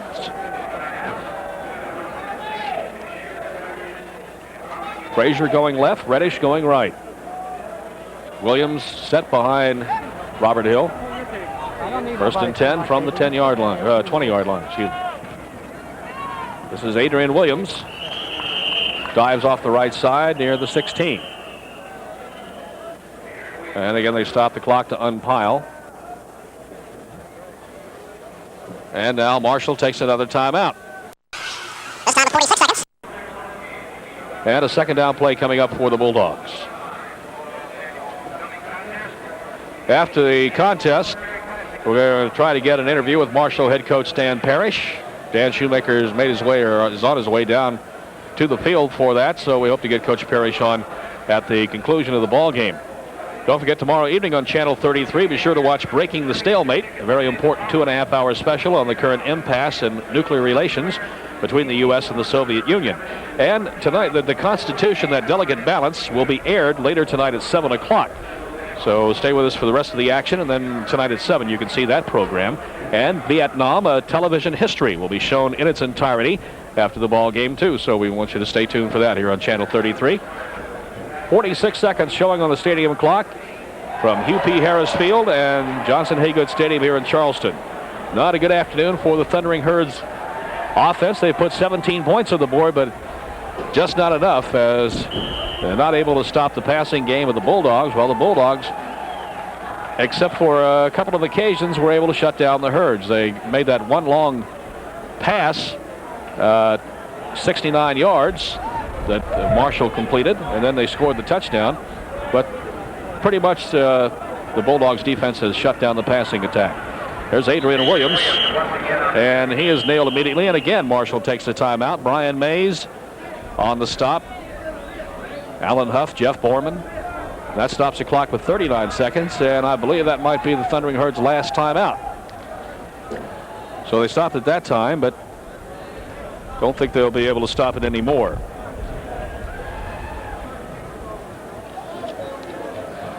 Again, we'll try to get Coach Parrish for you if we get an opportunity after the ball game. We want to take this opportunity as we wind down here to thank give some special thanks first to the Citadel, to Coach Tom Moore and Sports Information Director Dwayne DePron and the Athletic Director Eddie Teague. And for Marshall University, Head Coach Stan Parrish, Sports Information Director Mac Yates, and Athletic Director